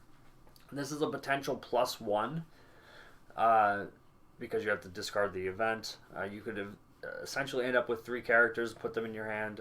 However, more likely you're just going to break even with like 2 characters if your deck ratios break up amongst the 3 colors fairly even. It's an interesting card. It mills 4, which I guess is another way to just look at it, of a way to dig through the deck. But through your deck slots, I don't think you're playing it unless you're trying to meme. There are definitely better 1/1 events that have the potential to plus to this caliber that are better. Yeah, the deck building constraint on this one means that most of the time it's going to be a look at top 4, grab 2, discard 1. which isn't bad. Costless discard outlet, costless mill 4.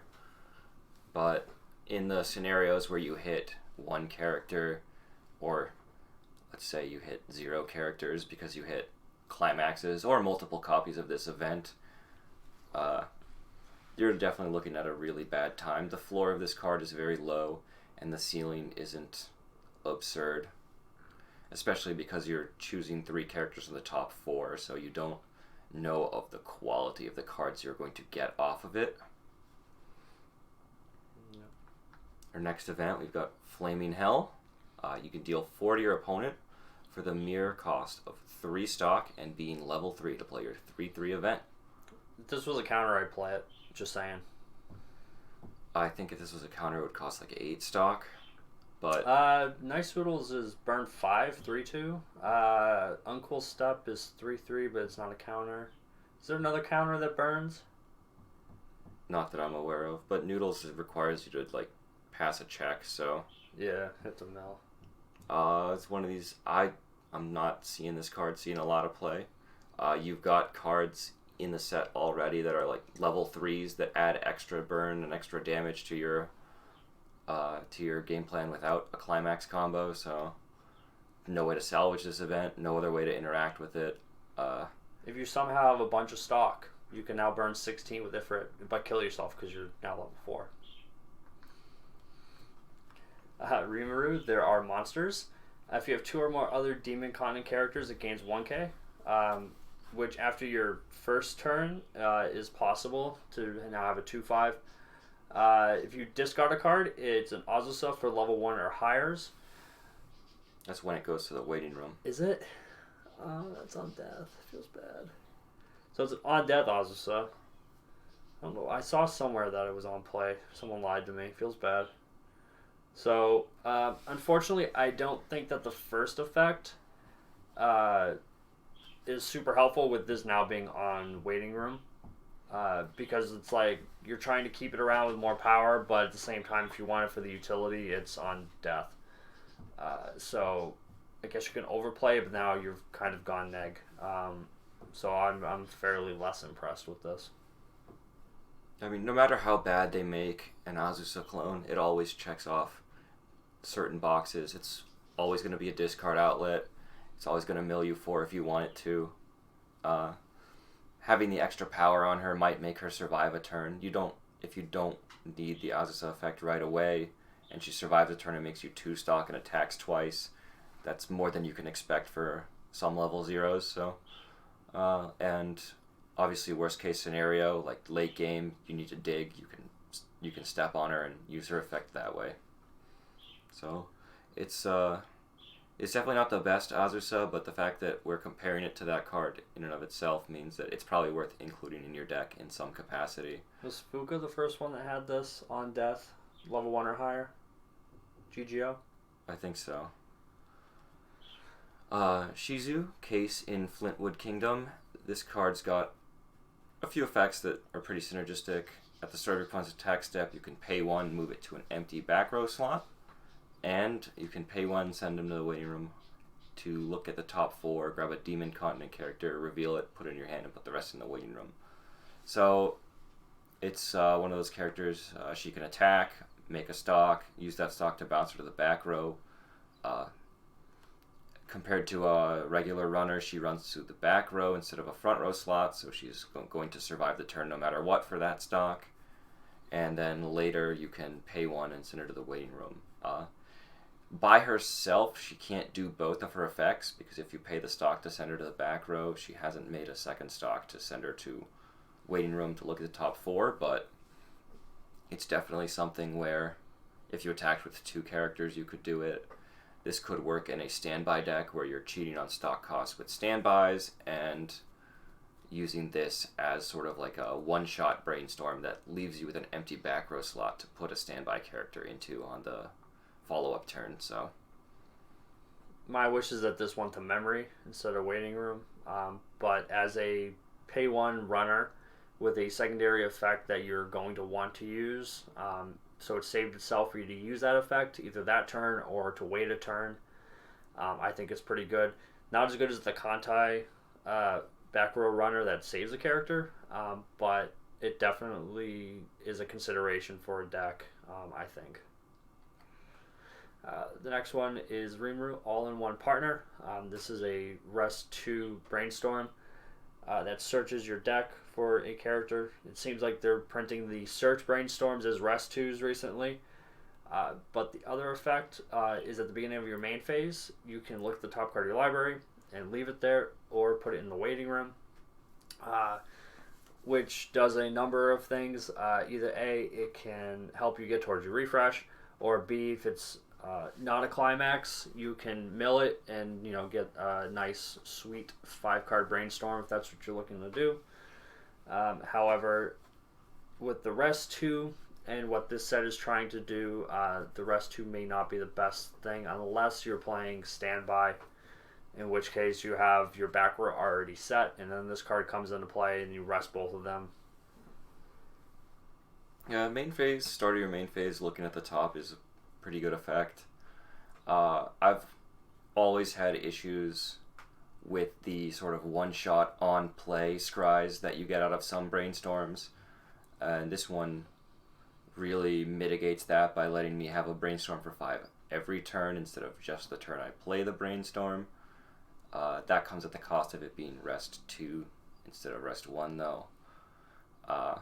When you're looking to play a brainstorm like this, you're often looking at level 0 or level 1 back row utility that doesn't need to rest to have impact. So like the on climax play, give 1k to a character and 1k Avenger is a good card to pair with this if you're looking to run this as your main brainstorm.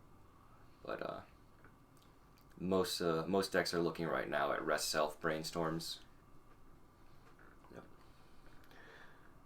Rimuru, Power to Protect Friends. Character opposite this cannot move, and she's got Clean Cut. When she reverses her battle opponent, you choose one of your other characters, rest it, and move it to an empty slot in the back row.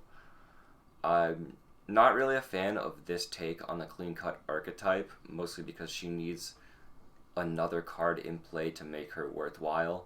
The 2000 power on this character means that she can't reverse a mill runner. That's usually a 25 by herself, so you need to pair her up with either the negative 1000 power effects in the set or one of your back row utility characters that gives power, either the 1k Revenge, the on climax trigger plus 1k from the yellow brainstorm could give her enough power to reverse something, but that's very unreliable. Trying to get an extra card with her takes, I think, too much extra help from other cards to really make it worth trying to force this into your deck. The reliability is what I have an issue with as well. I see what they were trying to do with all the neg power. They were trying to neg power and then thought that the Clean Cut being this low powered with that secondary anti-runner effect would be where it made up. But I think that 2k is definitely too small for a Clean Cut to really make it worthwhile. So I also unfortunately elected not to run this in a deck. Intimidating Ranga. It's your standard 2k 1-0 counter. Pretty, in your standby deck you're playing it. If you're playing the gate level 1 combo, you're probably not playing it because it's going to memory. But anything that you're trying to wall up, you're probably playing this. It's a pretty staple card now.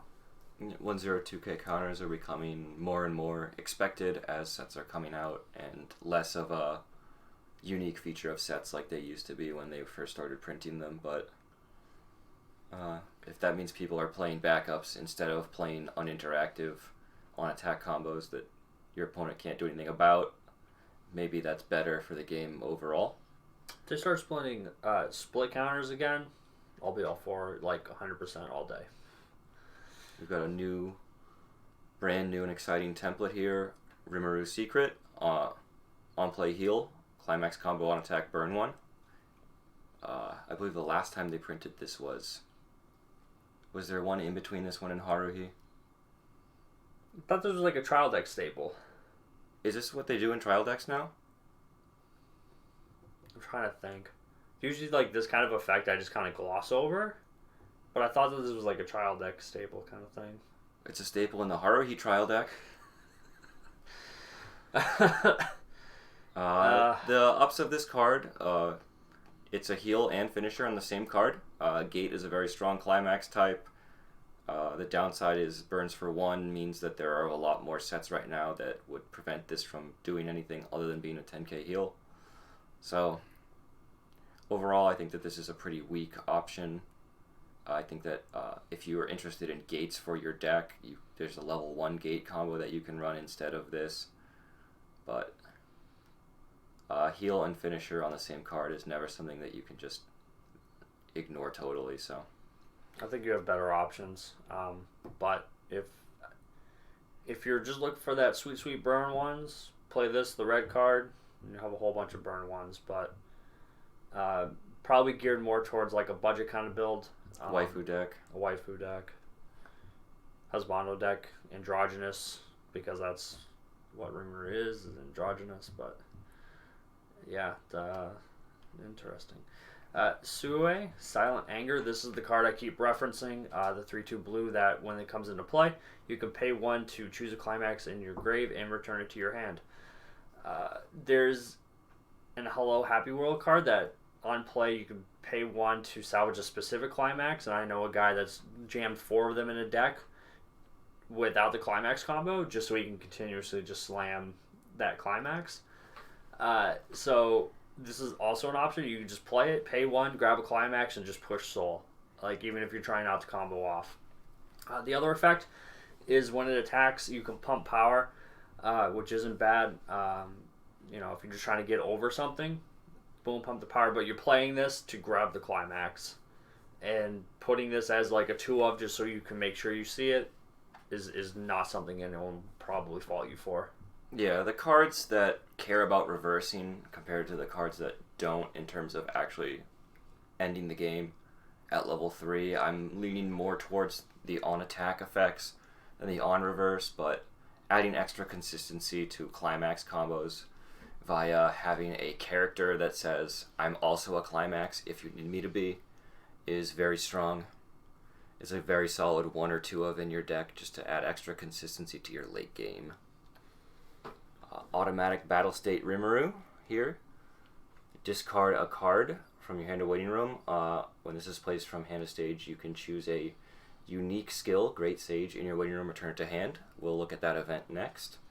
And choose a level 0 bottom deck bomb. So if you're interested in playing the event, this is a really great way to add consistency to being able to play it regularly. Unfortunately, both of these events go to memory, so you can't use her to play the same event twice in the same turn. But another thing I do when I look at cards and evaluate them is look at the floor of the card. If you don't have an event in your waiting room, she's still a 500 power bottom deck reverser, which if you're attacking with her, it will stop a Hibiki, it'll stop a Kaban, it'll stop when this is reversed Memory Searcher. I think that if you're playing the Great Sage event, this is definitely you put this card in 100%. If you're just playing this as the bottom deck 500, I think it's still worth a couple of slots because of those characters that on reverse or on death that you just wiped out the effect. I think it's very powerful 500 bottom deckers. But if you're playing the Great Sage event, which I don't think is very good, you 100% play this card in multiple copies. If you're not, you still can put like 2 of these in and it's a perfectly fine addition to your deck. So unique skill, Great Sage. It's a 1/1 event that goes to memory. Recollection at the beginning of your climax phase. You choose one of your Rimuru, and for the turn it gains 2,500 power. I don't think Rimuru has any reverse combos that I recall. So you're kind of just pumping 2,500 power. It makes your trial deck 1/0 combo 8/5/9/5, which is probably definitely reversing whatever it's across from, which is pretty good. But in terms of deck slots, I don't think that you have the space to include this in your deck. Rigor, good to hear. So pay 1 put a card from your hand to clock. When it switches from hand to stage, pay cost. If so, look at to X cards from your library, choose one, put it in your hand, put the rest in the waiting room. X equals your number of your demon continent characters. This is interesting because they've taken what is traditionally a level 3 on play effect, added a cost to it, and put it on at level 0. I'm not a real big fan of this guy. I think that playing him at level 0 will most likely yield to looking at the top 2, 3 cards. Playing him at level 1 might give you the full 5, maybe dig for climaxes, but we're looking at gates being probably included in your series deck one way or the other. He might be good in something like the 8 doors deck if you're playing a lot of Milim, or maybe in a standby deck if you're digging for standbys. I think that the put a card from hand to clock effect typically looks at 3. It typically searches for a character. Does it search? Yeah. Does it have to discard 2 or no? The normal way these work based off this cost on level 0 has so far has been like the Aqua from Konosuba, where you hand to clock and then you search for a goddess, or I believe one of the bands in Bang Dream has it as well. Yeah, I know there's like 3 of them, I think. Pastel Palettes has it. The Aya. So what this does, and I think you're definitely playing this at 1, unfortunately, unless you're just being a savage and like slamming 5 characters at 0, which seems like an overreach. I think what you're doing is you're digging for your climax, or you're digging for an event. Being able to grab any card up to 5, I think, is the strong piece. However, you may not get what you want in those 5 cards. And I think that that's the downside. I agree that it's a level 1 play more so than a level 0 play, but at level 1 it doesn't feel like something I want to be doing. It's your last-ditch effort to get your climax, I think. But, I mean, I'm probably not playing it just because you have so many other climax grab options, which are probably more consistent than this. But yeah, you were saying something before I cut you off. Sorry. Good for the next card. Next card is Chloe Monopoly. When it comes into play, it gains 1,500, so it's 3,500 on play.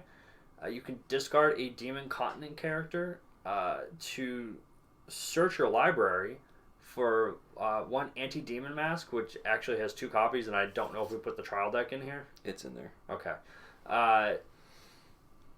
I think this card's very good. I'm playing 3 copies of it for 2 reasons. One, it's a 3,500 on play, so you're potentially reversing whatever your opponent has put down. The second thing is I'm discarding like a level 3 to search my deck. So I'm thinning my deck I'm playing the trial deck Anti-Demon Mask event, which I think is pretty good as a consistency base card. And it has it on both, so it serves 2 sort of functions that I was looking for when I built my deck. Having a sort of beater at 0, and also consistency within my deck. Our first Anti-Demon Mask. This is the Inset Anti-Demon Mask. It is a 1/1 counter event. You choose one of your Demon Continent characters and give it 2,500 power, and you send this to memory. It also has the Recollection ability to discard a climax from your hand at the start of your main phase. If this is in memory, you may pay cost. If so, return this to your hand. So we're looking at a very specific timing of a discard outlet for spare climaxes in your hand, but one nonetheless, and theoretically repeatable 2,500 event counter. So overall, I'd rather just play the 1/0 2K counter with the Salvage Brainstorm and use other cards as my discard outlets. So I don't think having a climax discard outlet at this specific timing is strong enough to warrant it to be included in your deck, especially when the backup itself always costs a stock. But I guess if you're the unluckiest man in the world and only have climaxes in your stock and your hand, you might be interested in this card. I agree that this does not seem to have a super great impact when you have a 2K counter that's free. Discarding climax is fine if like you're like super strapped to get rid of like the 6 2 souls in your hand because you really are the luckiest person and also bad deck building. But between this and the other 1/1, which is in the trial deck, I think you pick the other card, which is this card. You search your library for a character, reveal it, put it in your hand, shuffle your library, send this to memory. So your brainstorm can grab from the grave. This can grab from your library. It has a bond, which pulls it from your library. So early game, when it may potentially not be in your graveyard, like most bonds are, grabbing from, you can easily grab this. And it goes to memory, so it adds to your compression game, which you throw in a bunch of things in memory. So I think this is really good and helps synergize your deck and provides consistency. Yeah, when you combine the character with this card, the discard 1 search for this 1/1 event, if you're level 1, you've made a pay 1, discard 1 search that also sends a card to memory. Combos really well with the level 1 combo that wants to send itself to memory as well. You get 2 memory out of the interaction. Could set up a good, really good refresh with maybe 5 cards in memory. Something nice like that. Rimuru Potion Generation. This is an interesting card. I've played similar versions of this card in Fujimi 8 Standby. It has pay 2 rest heal on a 1/0. And it also has rest this, choose a demon continent character in your waiting room, put it under this as a marker. And it also has rest this, put a marker from under this into your stock. So every other turn, it's going to generate you a clean stock. And if you ever want to take a break from that, you can start healing at level 0 in your standby deck if you standby it into play at level 0. Unlike the one in Fujimi Bunko, though, this one's a little bit less embarrassing to play from hand at level 1 because it's a 1/0 and not a 1/1. So, very, again, very thematic of the set. A lot of making extra stock and being able to actually use that extra stock is something pretty nice too. I think that this is probably one of the better pay to rest heals I've seen. Being able every turn to create a clean stock, put things away that you no longer are going to need in your deck, thins it out. It allows you to do your other effects that you're looking to do within your deck. And if you do have a bunch of stock, pay 2, or if you're trying to pay out climaxes, pay 2. And heal down is never a bad option, especially if you're getting free generation of that stock. Generally, I like to see the pay 2 rest in like a stock building level 1 combo deck, but with this specific typeset of effects, I think it makes it much more value and something that you could consider putting into your deck if you have the space. We have Spy, Sui. God, I don't know how to say this guy's name. Climax combo with a book. When your opponent levels up, if the book traps the route is in the climax zone and this is in your front row, look at up to 2 cards from the top of your library, choose up to 2 demon continent characters from among them, show them to your opponent, put them in your hand, and then discard the rest. When it becomes reversed, if the opponent is cost 0, it bottom decks it. I really would like this card. If it was more of like a reverse, kind of like the Yuna card is, because leveling up, if you hit the wrong timing on this, your opponent's already leveled up and you're going to get no value. I think the main issue with this climax combo is that the climax and the character don't match correctly. I think if this was a 2-soul climax, very similar to the Puyo Puyo combo on the 1/0, which I think is sort of what this is, almost a direct copy of, just in blue. That would be something else. Being able to level your opponent up with 2 attacks instead of sometimes needing all 3 of them to stick to even get the chance at cards means that it's incredibly unreliable. And 2 souls during opponent's first deck are also pretty good and likely to stick if you can make up for the cards that you're going to lose while trying to rush them. And this would have done that if we had a 2-soul, but unfortunately we have a book. Interesting enough, the level up combos recently have all been on 2 souls except for this one, so it feels bad. Rimuru Attendance Confirmation. Once per turn, when you activate an S ability, this gains on reverse, make a blind stock from the top of your deck. It's a pretty good card. One thing to note for these types of cards is that backups are S abilities, so you're allowed to make stock on your turn after you brainstorm and stock on your opponent's turn after you back up. It's really good utility. I'm not sure if the set needs the extra stock, just looking at all the stock makers this set has. It's also blind stock, so it's a little bit less reliable in terms of knowing what your stock is, but I think it just goes towards the set and what it's doing with all these different stock generations. If you have 2 slots and you're playing 2K counters, it's definitely something you could play. Otherwise, probably not. Next card is Rimuru Eats Everything. For each marker under this, it gains 1k power. If you have 2 or more Demon Continent characters, it gains 2k power.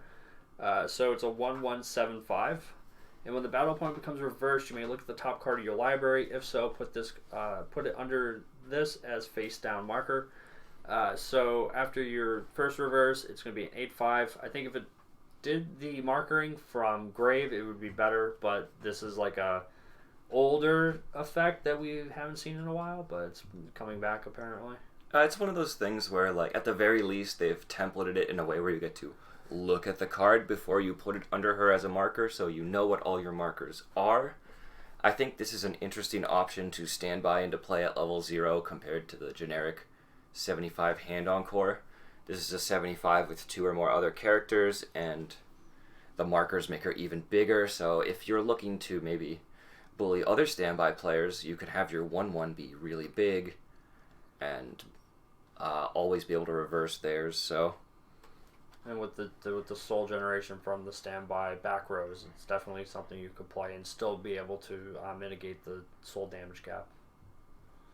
So I think if you're looking at a blue and red standby deck, this is something you could think about putting to play at level 0 instead of the generic hand encore 75. Shizu Hero's Power. We've got a level 3s in front of this get 2k power, and rest this, draw, discard. I think this is a really good way to use one of your assist slots, especially if you're in standby. And even if you're not in standby, there's a lot of early plays you can play. Either the Recollection early play or the 2 or less climaxes yellow early play. Did they power creep that effect? It used to be rest 2 for the draw discard, right? Maybe the character has less power printed on the card to compensate. Maybe. Okay. But it's one of those things where this is a great card for pumping your level 3s and then rest or draw discard. Especially when you're getting into the late game, being able to grab climaxes and events off the top of your deck and being a costless discard outlet is going to be the selling point for this card. Agreed. I think this card's a good 1/2 of no matter what you're playing. Standby deck might not want it as much because it can get the 2k assist level 3 into play at the same level as you'd be playing this from hand. But if you're just doing regular early plays, give them that extra 2k power, and then getting the extra utility here is pretty good. Agreed.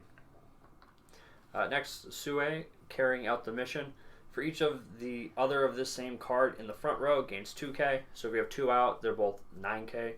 You can pay 1, discard 2 cards from hand to waiting room when it's placed from hand to stage. If you do, you can search up to 2 of these and then put them on the stage for free. So obviously, if you're shooting for wall deck, you're paying 1 to put this out, paying 1, discarding 2, and then searching your library for 2 more copies and putting them out. You're basically getting 1 for no stock, and then replenishing the 2 cards in your hand you discarded as characters on board.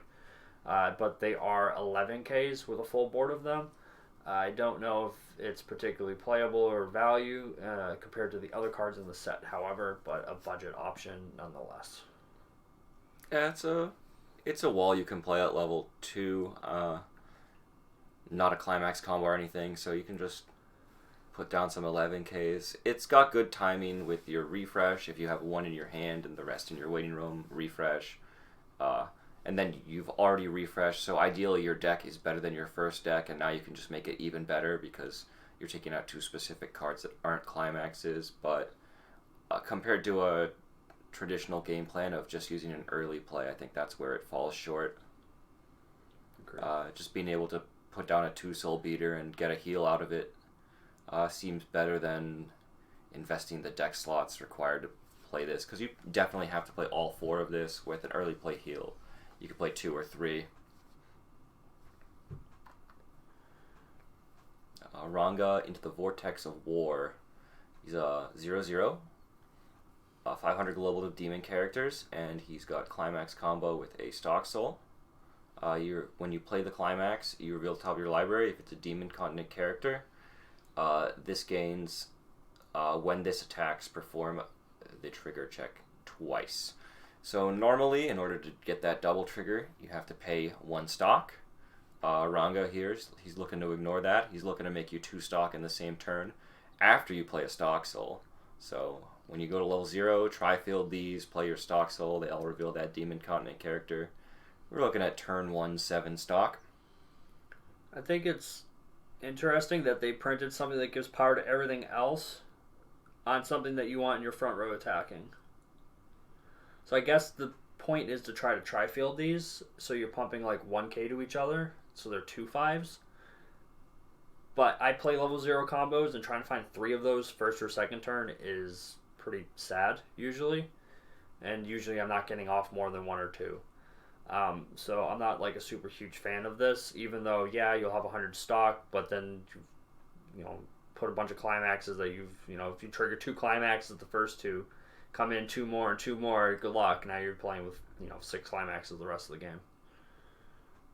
Yeah, the level 0 combo aspect of it, I think you're looking at it a little bit wrong.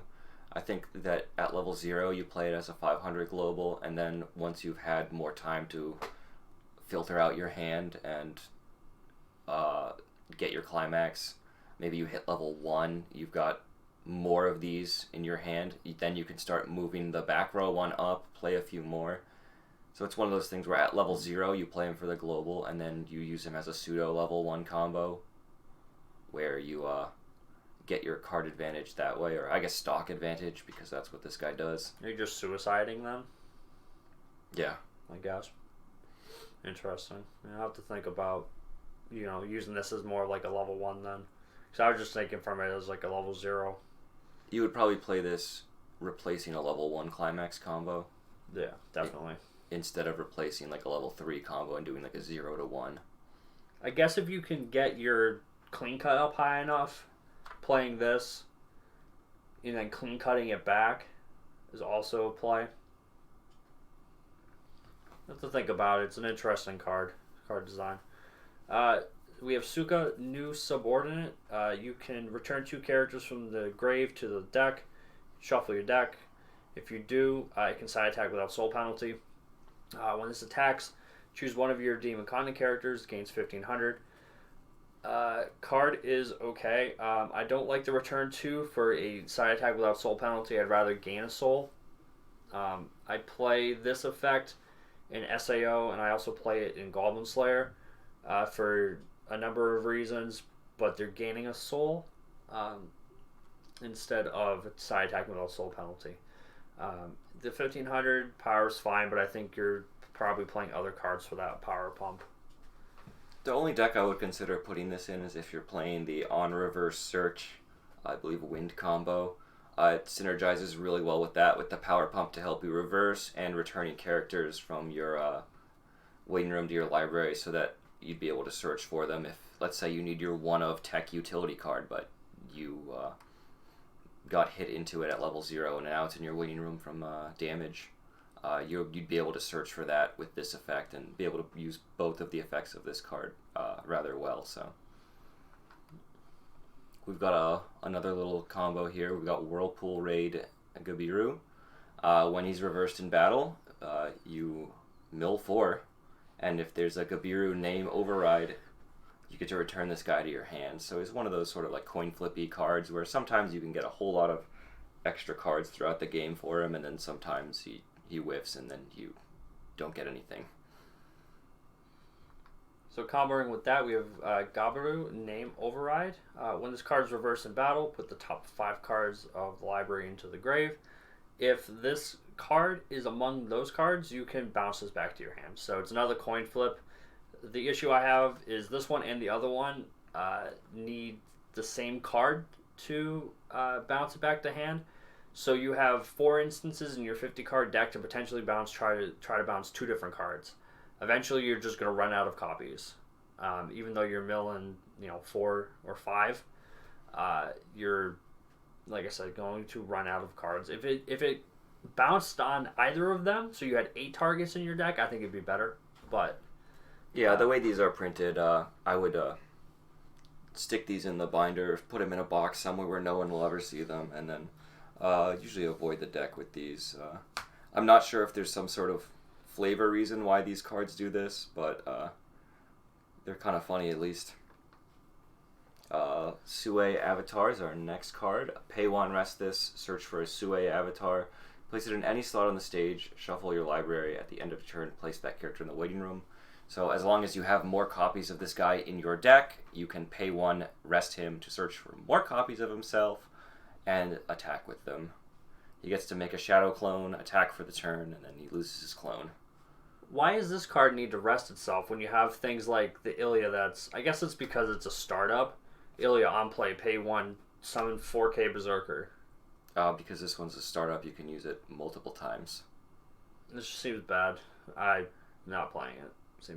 Yeah. I think it's a reasonable, maybe budget option. It is level 0 card advantage. It's also a minute amount of compression because the cards you're taking out of your deck are known and characters, but it's not something I'd look towards playing. We have Chloe and Alice and Kenya and Rota and Gale. When this attacks, if you have 4 or more cards in your hand, it gains 3k power, so it's a 1075, slightly better than the double downside 7k, but you have to have 4 or more cards in your hand, which at level 1 isn't impossible, but if you've just dumped 5 cards onto the board, missed your brainstorm, you may only have 3 cards in your hand. And this one defends a lot worse than the printed 7Ks in the set as well. To make the card even better, we've got, in the box promos, funnily enough, an on-play Scry and on-play pay 1 bond for our 1075 attacker here. This card would definitely be able to help you maintain that 4 cards in hand, especially in the early game. But even with the bond, it's really been a while since people went towards an Apple bond card advantage combo. Roughly worse than Apple's. Like 6 years. Worse I mean, than, Apple's only attacks as a 65. This attacks as a 75, and yeah, you get a Scry. 6-5 on the back end, though. I guess Regardless, this is the kind of tech that they've sort of relegated towards trial deck pluses. I don't know what the thought process was for including it as a card in the set and a box promo, but waifu. there it is. Rimuru, break at a hot spring.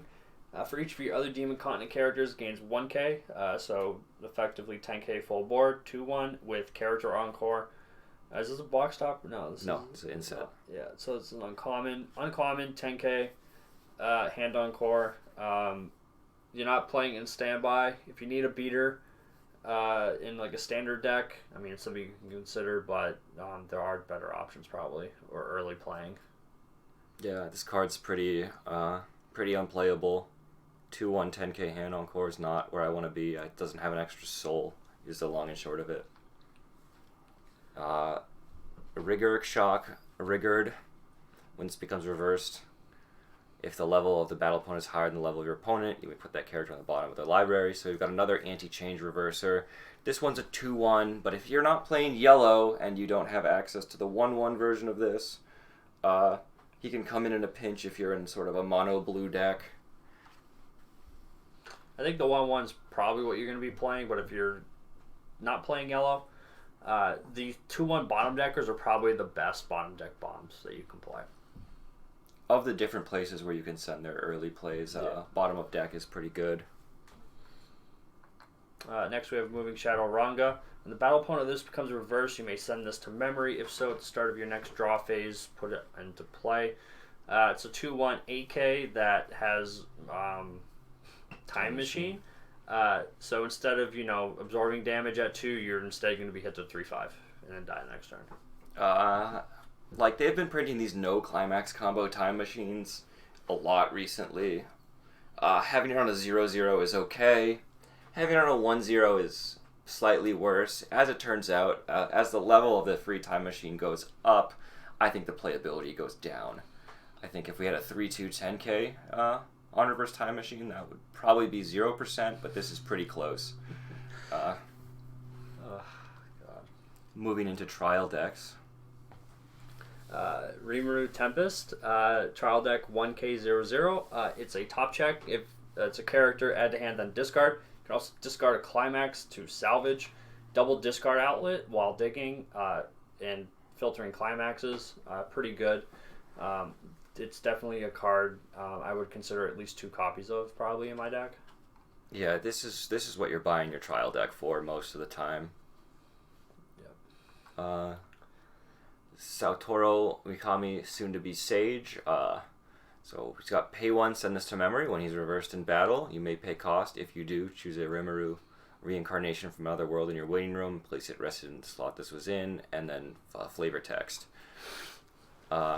So extra memory gets you up a card because you're replacing him with another card after he's reversed.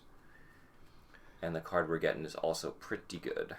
My personal preference is that this is probably the second best climax combo after the Shizu go to memory. Mostly because of the package deal with the 0/0, you can grab this from Grave. So you can mull this and still be able to grab it, which I think is pretty good. It's with a full board, a 6K on both players' turns. Climax combo with a wind, which I think is becoming a strong climax trigger. To when this attacks, reveal top card of your deck. If it's a character, add it to hand.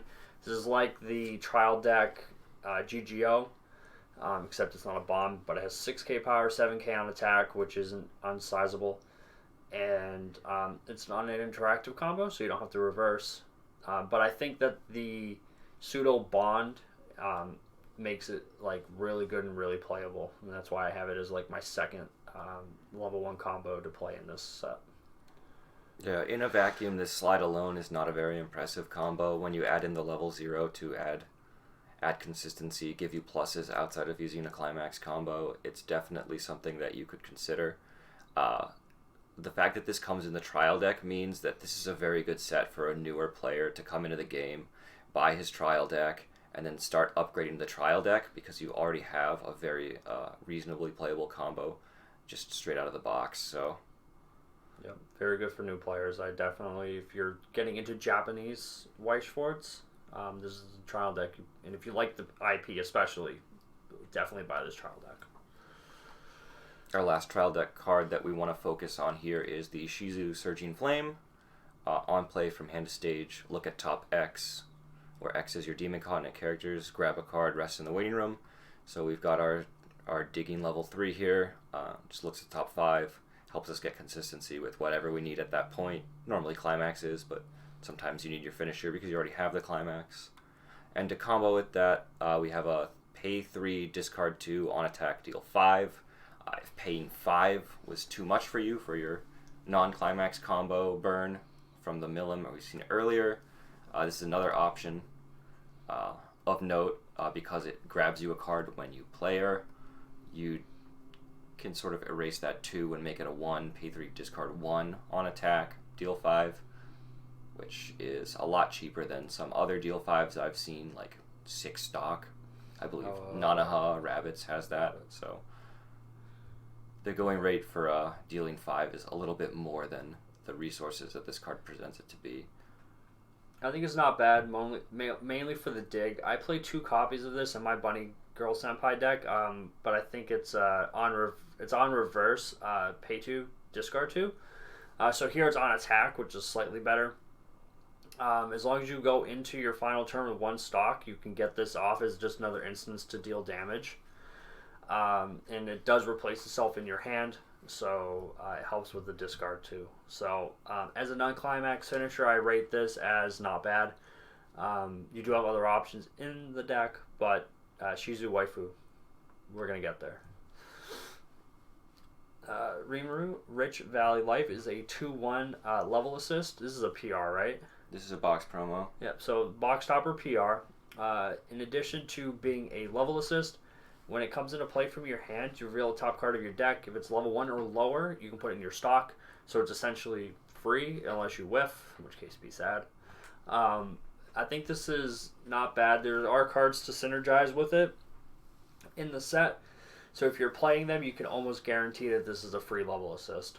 Yeah, there's a couple things going for this card that I think shouldn't be ignored. One, it's the only level assist in the set. You have that 2-1 that's a global level assist with the 3K marker, but we're going to ignore that one. This is the level assist that you can play. There aren't any other options. Maybe there's a TD one, but I think the extra stock you can get from this, there are so many cards in this set that look at the top 2 cards and rearrange them, that if this isn't making you an extra stock, I'm not sure what you saw on the top, maybe 2 level 3s, but it's very likely for this to be a 2-0 level assist if you're in the market for a level assist. It's becoming more and more common nowadays that you're not in the market for a level assist, with how easy early plays are to get at level 2 and getting that extra 500 power from the 3K or 2K to level 3 in front assist. But it's definitely a viable option out there, especially with the utility in the set. Next we have Shion, break at a hot spring. If this is in the front row center slot, it gains +1 soul, and when this is placed from hand to stage, it gains 1500 power. So it's pretty good. When you're looking at cards that get extra soul, oftentimes you have to look at how much soul you're getting for the cost you're paying, and getting 2 soul off of a level 0 is a very good exchange. She's templated in a way where she's probably going to die the turn after you play her. She doesn't have much survivability outside of that, but being able to attack for 2 soul on a level 0 is never something you should ignore. I think that the +1 soul in the front row center slot has seen better cards it's attached to. Unlikely your opponent's going to put their level 0 in the center slot unless they think they're playing AOT, which tends to be the play because of the runner they play. But so when you play this and it gains the power, you're probably not killing anything, which is unfortunate. But gaining 1 soul for no reason at 0, I think is very good. I just don't think that this has like as strong of a profile as the other cards that do it. But you know, you're hitting for 3 in first deck. If it sticks, it's great. If you have other attackers, you know, you may be pushing them really, really hard, especially against standby. Any additional damage you can deal that they can't reciprocate back to you is very good. We have another box topper, Miram, Brilliant Makeover. When this is placed from hand to the stage, put the top 3 cards of your library in the waiting room. If there's at least 1 climax card among them, you may choose a level 3 or lower character in your opponent's front row and kill it. Not bad. Again, we talked about all the top checking you can do in this set if you're playing those cards. Here it's basically a pay 1, kill a level 3, you know, which can be pretty value, especially if your opponent has one that's really oppressive and you just can't get rid of it. Yeah. It has callbacks all the way to the 2-1 event in Zero no Tsukaima, where you brainstorm for 3, and if you hit a climax, you get to kill a level 3 that your opponent has. This one's a little bit better in my opinion. It doesn't use the resolution zone, which is good and bad at sometimes for the mill. But the very least, you get a 2500 character to attack with, even if you fail your attempt. So, and you mill 3. If you need to mill 3 cards in a pinch, you mills 3. So, yeah, more anti-standby stuff here, or anti-early play just in general. You're level 2, your opponent has a level 3, you can kill it because you're playing slime. You have so many options for it. So, Shuna, break at the hot spring. On attack, if you have 2 or more other characters, plus 2k power. Extra power when she attacks. It's not really the utility I think this set is looking for. So I'd leave this one maybe in a sleeve. Yeah, I mean, just to look at the Hot Spring art if you're a Shuna fan. Yeah, cute art, but probably not playing it. And this one is not a box topper. I believe this is the release event promo, so it might be a little harder to acquire, but based off the text of the card, I don't think that's going to be a problem. I was wondering where it came from because I was like, I don't remember seeing this one. Yeah, so when placed from hand to stage, top check if character, give 2k to something, which isn't bad, but unless you're playing reverse combo, probably not playing it. It's cute art, but for collecting purposes, even if you are playing reverse combo, you've got other options. Like the on attack 1500 in blue that can side with no side penalty is probably just extra utility because it helps with your reverse combo compared to the 2k power that's situational, because you could hit an event, you could hit a climax, not even guaranteed 2k power pump versus a guaranteed 15.